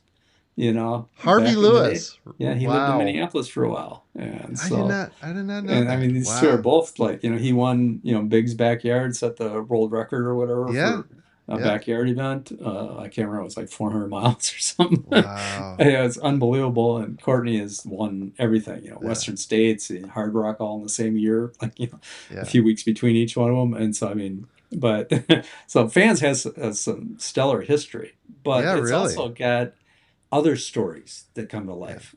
This year, there was a woman who was a rather large woman, and she walked 19 miles. And she had trekking poles. She did the 12 Yeah. hour. So now we have a 6 hour, 12 hour, and 24 hour. I walked with her for a little bit. If it's the Yeah, one I think I'm yeah, thinking of, and yeah. she was having a tough time, but she just kept And going. I Yeah. talked to her, and like she was doing the short laps at the end, and I talked to her for a little bit, and she was, so excited. This is farther than I've ever gone in my whole life. Yeah. And so, we talk about Courtney DeWalters and Doug Kleemeyers and Sonia Deckers and, people like that. Yeah. But for me, it's the stories of Fast Eddie at 85 years old and this Yeah. woman who walked 19 miles in 12 hours. And Yeah. I mean, I give her all the credit in the world. It's just like I think of marathoners, the elite runners that get done with a marathon in 2 hours and 15 minutes. They don't have to work for that long. The 6 hour Yeah. marathoners, they have my respect. They're out there pounding the pavement for a lot longer. They're working for a lot longer Yeah. shift. And so if you, Yeah. I pay homage to everybody that Yeah. gets off the couch and gets out there. And in Yeah. Fans, there's so many little dramas, so many little stories Yeah. going on that is just so fun to see. And Yeah. so I love the race and the cause that it commits. My mom was a school teacher in Minneapolis. My Yeah. mother-in-law was a community college math teacher. And so I've got some educators in my family that, Yeah. believed in education, believed in the value of education. This past couple of years, I've gotten to know some of the scholars in the program. Now, this mentorship program is run by Pillsbury United Communities. It's one of the Okay. many programs that they do. And so there are 3 community centers in Minneapolis, and these students have to go through it. So this year we did some interviews with some of the scholars. There were 3 young men that graduated from the program last year, first year students at the University of Minnesota, Yeah. majoring in accounting and management information, very self confident, very Wow. poised. The 3 young ladies were still in high school going through the program. And a wise woman told me a long time ago, everybody's a somebody. Each of these young ladies had hopes and dreams. One of them wanted to be a political scientist. One of them wanted to be a fashion designer, and just Yeah. fantastic. And it's just Fans gives them the confidence, the internships, Yeah. the program, and it's not a handout. You're not just forking out money. It's not huge scholarship, so it's not enough to pay for the whole thing, anyways. But it's a hand up. You Yep. know, Yeah. these people will be contributing members of society. Yeah. I heard a story. I haven't met the guy yet, but a guy that graduated from Fans 20 years ago got a scholarship, became a psychiatrist, and a head psychiatrist at a hospital or something like that. Makes tons of money, pays tons of taxes. That's investment dollars. That's not wasted dollars. That's a hand Yeah. up, and Yeah. Fans does that. And so I'm just very excited and just thrilled to know some of the people that work for Yeah. Pillsbury. Everybody that does the race, which is separate, it provides the funding for the scholarships. It is 100% volunteer driven. Nobody's getting a salary. It's all these people, they got busy lives like you and I, and they're making time to help out at Fans. And, whether it's a 4 hour shift or a 6 hour shift volunteering on race day, or if they're on the committee and they're putting in, a couple hundred hours a year doing it, it's just phenomenal how people step forward and help other people. There's a lot of things messed up in our world, but maybe if you can help one other person, Yep. it kind of, solves the pain of other things that you notice. I think, yeah, not only do you help that person and they become a productive member of society, but when you help somebody, Dave, it changes you and Yep. you become a more productive person and a better person. So Yeah. it goes both ways. Yeah, I love it. I know you told me about it and I was like, oh, okay, I'll sign up for it. And Yeah. I didn't kind of know what to expect. I did the 12-hour because we had to do something, so I only Yeah. could stay for 8 hours. Yeah. I told my buddies, I'm like, I had the best time. I was not expecting to have that much fun. And Yeah. I think it took me 40 minutes to get around because I would walk and then Yeah. I'd run. Sure. And it was a hot day, but I was like Yeah. every mile at the aid station, I drank my electrolytes, poured some water down the back of my neck, kept Yeah. going, stopped at my Yeah. little wagon on my laps. So you've convinced me. Next Yeah. year, 24 24 hours. hours. I'm signing up.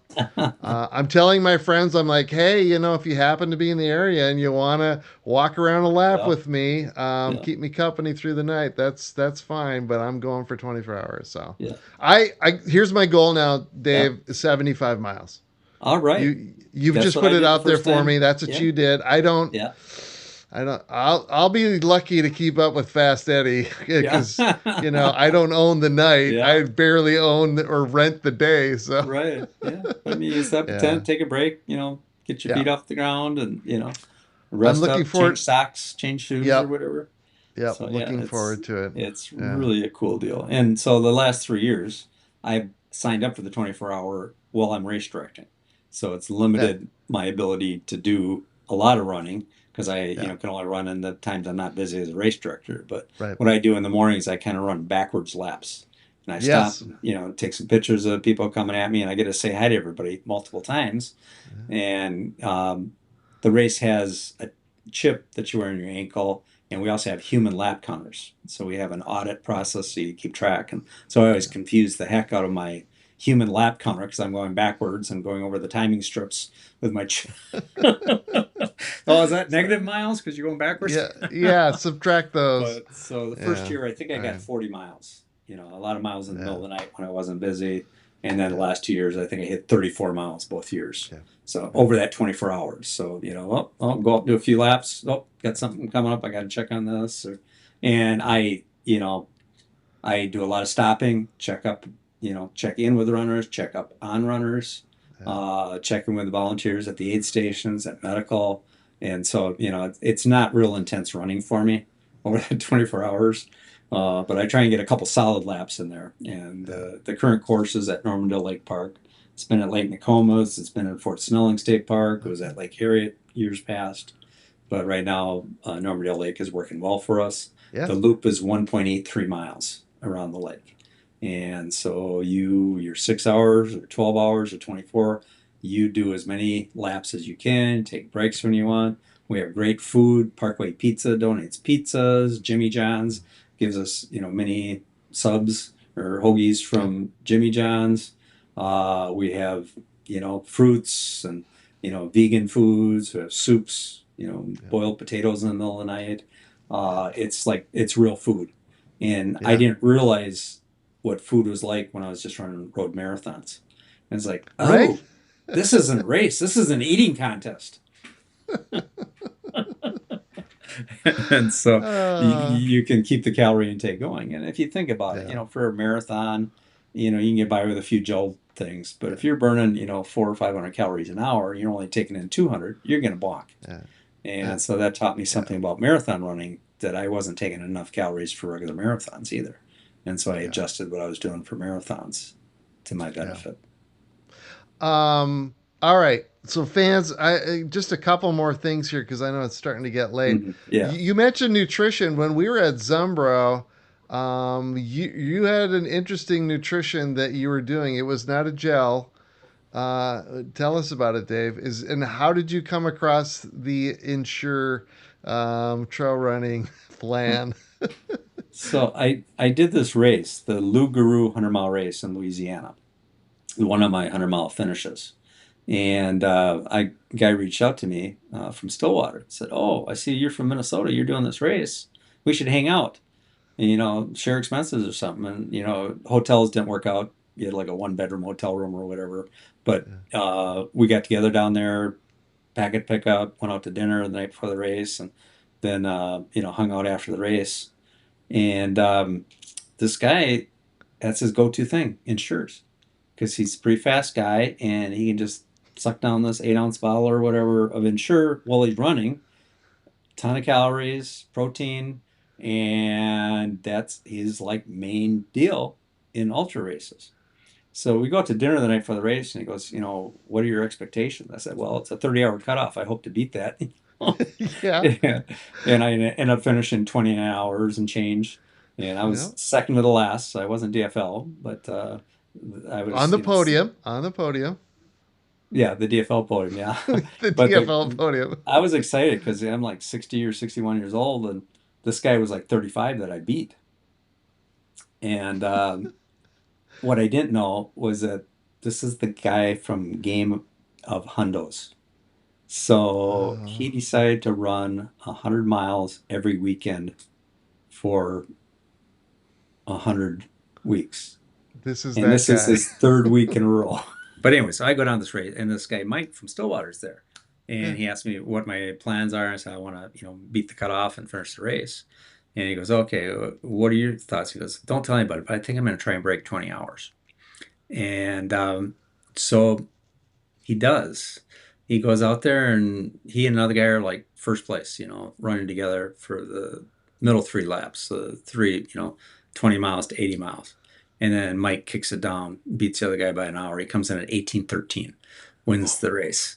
And Oh my God. so he's the one that told me that's Ensure. It's his go-to thing. And that's what he used for fueling. Yeah. Sure. And so, I mean, you look at the results of, Superior, things like that. He's always up there in the top Wow. echelon. And, but Wow. so I was Ensure. So I always, stuff one of those in my hydration bag or my drop Yeah. bags or whatever. And, it's, a Goes good it fuel. goes down Easy. okay? There's no Digests really issues? well, and yep, Really? and Okay. smooth and All easy. You right. don't have to worry about chewing it, as long as it doesn't Okay. freeze or something in a winter race. I don't do I, many winter races, but ye- uh, done some marathons in cold weather. yeah.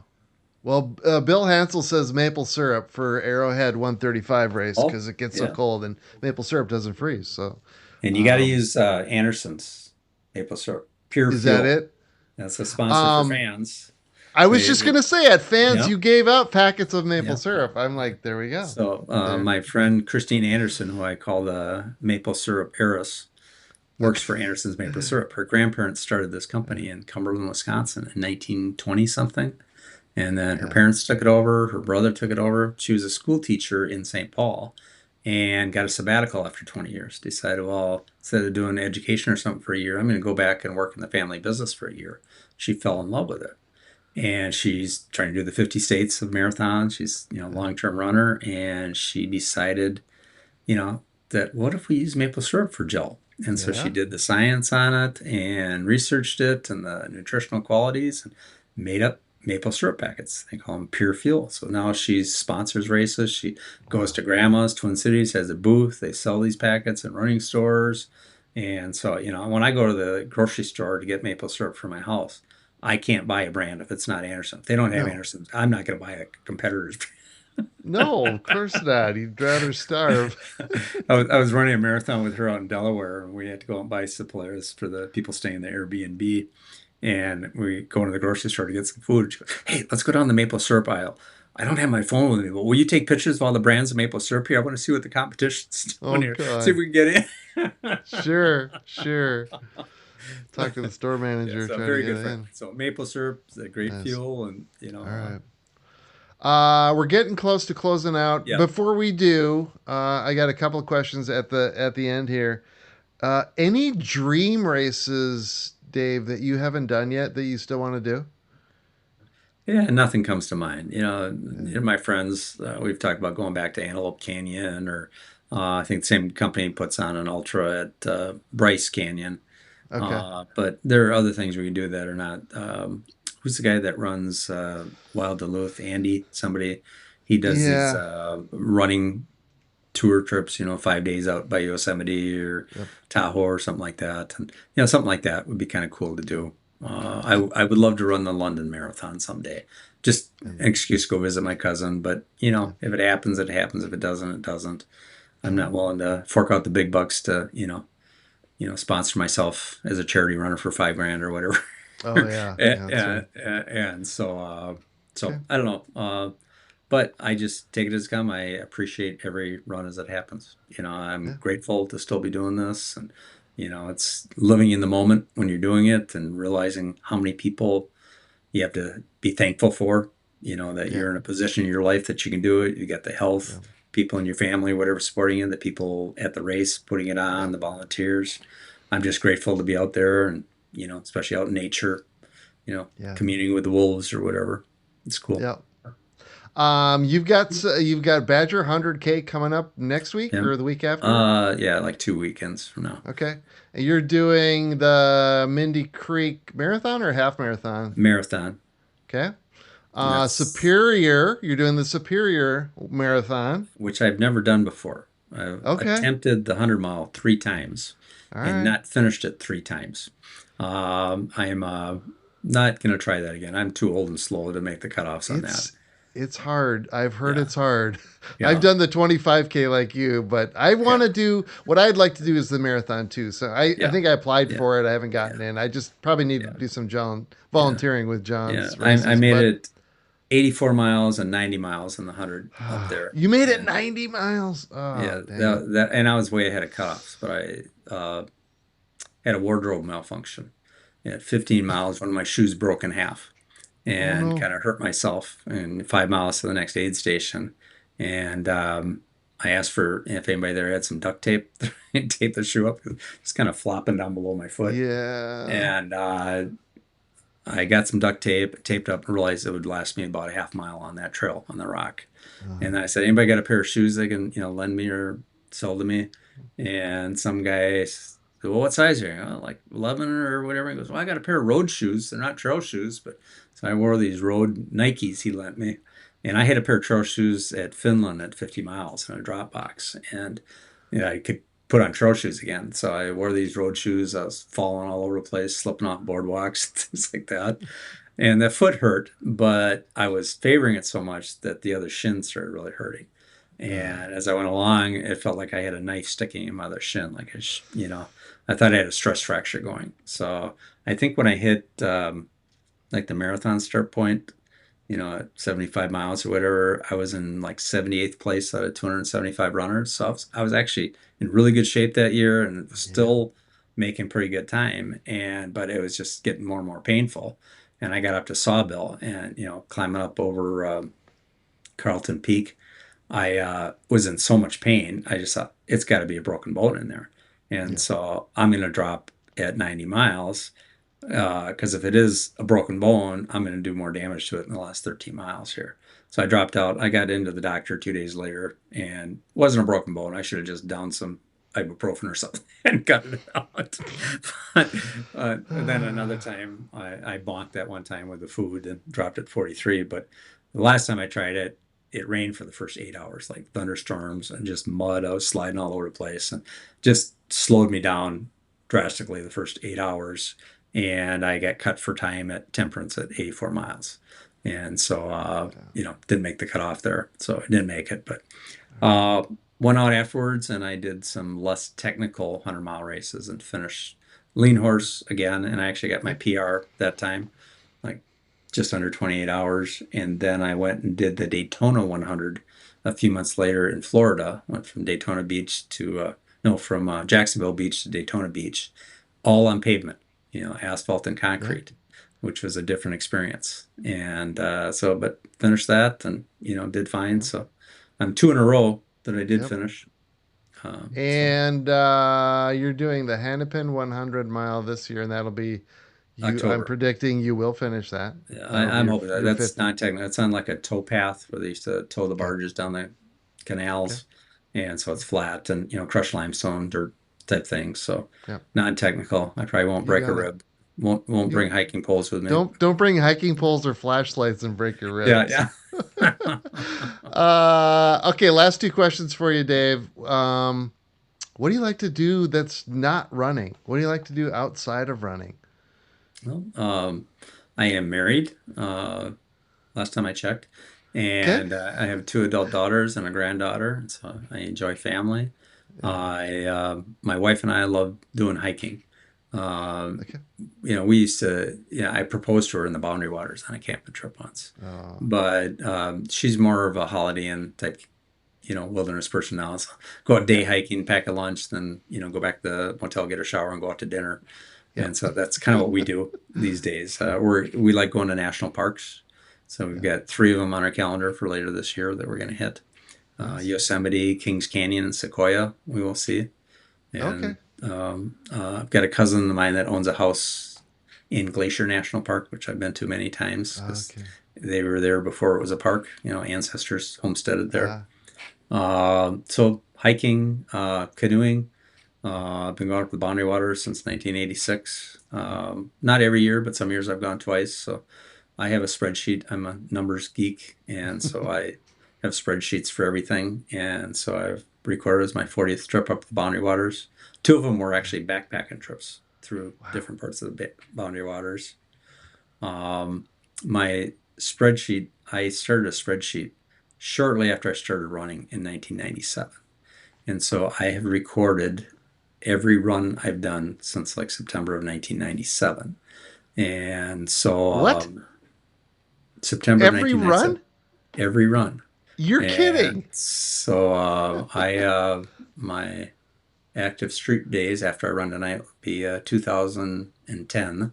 My total lifetime miles since 1997 are 46,368. Oh my Uh, God. my, uh, you know, my total races I've run are 332. Marathon or longer races is 172. Um, What? I have, so I've run 123 marathons and 49 ultra marathons. And I track my shoes. So I know if I wear my shoes too long, I start getting injured. So I track my mileage. So if I can just look up right now, how many pairs of shoes? 109 pairs of shoes I've gone through Oh my since God. 1997. And I always have, three or four in my rotation, different shoes for different purposes. And, let them dry out for a day between runs. And I've got, a Gore-Tex pair of trail shoes I wear a lot in the wintertime. Might put screws in the bottom of another pair. I've got, shoes that I use for road, with more cushion, less cushion. And so I've always got, five or six in the rotation, but I probably buy about four pairs of shoes a year. All right. I All try right. and cut them off at about 400 on average. I've had Oh. up to 800 on a pair. I've junked some with 100 miles on them. So, So Dave, you're a human Strava. Like 20 years before there was a Strava, you were tracking all this shit. You yeah. know everything. That's crazy. Yeah. So, All right. so my theory is that my spreadsheet, I'm on version 9 of that spreadsheet, and I back it up Oh, to the cloud on a backup hard drive oh periodically. wow. That's my official record. I have, a Strava account and Coros. I had a Garmin, although I got an email saying they're going to cut me off because I hadn't used a Garmin watch for several years. And if you don't log in, we're going to delete your account. Oh geez. I had a friend of mine who was a birder. She liked tracking birds, and so she had this website she went to. She had identified 700 species of birds that she had seen and recorded. The company went out of business. She lost all those records. Okay. And so, there's Coros and Garmin Yeah. Connect and Strava. They could go away. So my official Yeah. record is my spreadsheet. And I have backup, so like I'll go out to Strava and say, oh, what did I run yesterday? So, oh, X number of miles, and I'll make a comment with each row's entry. And I have different tabs of the spreadsheet to track races, how many states I've run in, how many ultras, how many marathons, and sort them in different ways for what was my fastest time at various distances, and chronological. And so I worked with actuaries for 26 years. Yeah. I lived in spreadsheets. So, Yeah. so This is your world. yeah, that's where I lived, and so it's fun. Yeah. When I hit the circumference of the Earth, I noted that Yeah. in my spreadsheet log. Hey, that was Earth Day. And it happened to Oh. be like in Hawaii 2 days before I ran my 50th state marathon. Oh, you're kidding. Yeah, Oh. and so I went for a run like along the ocean in Maui. It's great. How long till you get to the moon, or have you gotten to the moon yet? Oh, I Where? should calculate that. I don't know, but Yeah. I want to. I don't know. We're gonna have to look this up. All right. yeah, I got to cut this we got short. to go. So, Yeah. last thing, Dave. You know what I'm gonna ask you. What are your 5 favorite pieces of gear? And it can be your beautiful dog, Rocky. I saw the. I love that you go on walks with Rocky. As you know, my story. We're down to one dog. We lost Ricky, so we're pretty Oh, I'm sad sorry. around here these days. But Yeah. so yeah, your 5 favorite pieces of gear. They could be anything. They can be your shoes, your running partners, your Uh, whatever. Well, hydration. So Yep. if I'm running anything long, I often wear my hydration pack, and I've got Okay. several different purposes. Like if I'm going across the Grand Canyon, I'm going to wear a bigger one than I'm going to do Okay. for Chippewa 50K. And Yeah. so the main one I use is the Nathan 2 liter uh, Okay. thing, and I use Tailwind as my fuel, so that would be Okay. uh, you know nutrition is a big thing on there, but the Yep. hydration pack would be one. Um, and I used a rather bigger uh, backpack on one of the rim to rims when it was cold, when it was snowing on us on the top. So I wanted more layers of clothes Okay. and to be able to shed those and things like that. Okay. Usually just that little Nathan one. Uh, Shoes, good shoes, whether Yeah. wintertime or summertime, and shoes to the purpose of the run. So if I'm doing Okay. technical trails, I want something with good lugs on the bottom. If I'm doing, Got a something, brand or a style or that yeah, you really on like? roads, I mostly use like a Brooks Glycerin right now. Okay. I also would wear like a Hoka Bondi. It's got more cushion. Yep. So for trails, right now it's pretty much Hoka Speed Goats. And I've got, like I Speed say, some goes. Okay. Gore-Tex ones and some regular ones. But I've also run in like Brooks. But my 109 shoes, I've tried them You've Asics, you've had them all. Saucony, and things Yeah. like that. Right now, I'm kind of Brooks and Hoka are the two Okay. shoes I'm using. Okay. Another thing I went to do it, I had that hernia problem I told you about before. Yeah. And doctor says, you got a hernia, you should get that fixed. I said, well, I got 12 races lined up next year. Can I wait till I'm done with them? This is in like December. He goes, I'm not going to tell you that. Go talk to the surgeon and get his permission. So the guy says, yeah, you know, you can do it. But if you start feeling uncomfortable, you got any kind of pain, you come in right away. We'll get you in. And so I went out and I ran like a marathon a month for the next year. But Yeah. I also decided to start wearing compression shorts to kind of hold my Oh. groin Yep. in. And I got this added bonus that got rid of a whole lot of chafing. You and it's like, oh, that's kind of cool. So I always Nice. wear, under layer of compression shorts, Okay. and I find that's really important. And so I've had some inconvenient health stuff the last couple of years. One of the things is I got diagnosed with melanoma earlier this year. Oh So no. that's a skin cancer. And so they caught it early and, I'm going in for frequent checks and things like that. Okay. But I'm doing a much better job with sunscreens. But one of the other things I Okay. started doing is wearing these sun shirts, hoodies. Oh. And I'm just amazed that they're not all that hot. You don't stay cooler in them because Are it's these keeping like the that ones hot. they wear at the Cocodona 250 with the Yeah. hood and Yeah, oh, okay. yeah. You can, get them online or, Yeah. REI or whatever, and shop around. You get, different prices, different things. Yeah. So I've been wearing these sun shirts almost every day in the summer here, Okay. and I did a 20-mile run yesterday wearing a sun shirt, and so Okay. I think that's just like one of my key pieces of equipment now. Yeah. Yeah. So 4 out of 5. And then the last thing is I like my AfterShokz headphones. Yeah. I have those. Um, Having a phone with me is something I started doing a number of years ago. Had some friends that were out for a run and they came on the scene of a motorcycle accident. Two people went off a trail into a creek valley and were busted up pretty badly. Neither one of them had a phone with them. So one of the guys went down, gave first aid. The other one ran until he could find somebody with a phone on this trail. Finally ran into a biker that had phones. They could call 911 and get help. The people Yeah. did survive it. But Wow. that impressed me. I thought about, having a phone with me in case I got into trouble or something like that. But I started thinking, well, what if I run into somebody else that's in trouble?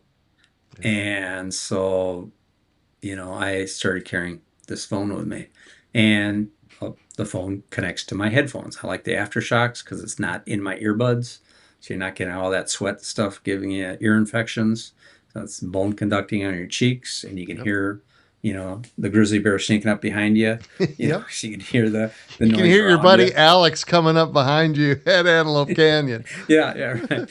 And so I run with that all the time, and Yeah. get a phone call and run. I don't have to stop and pull up my phone on my pocket or whatever.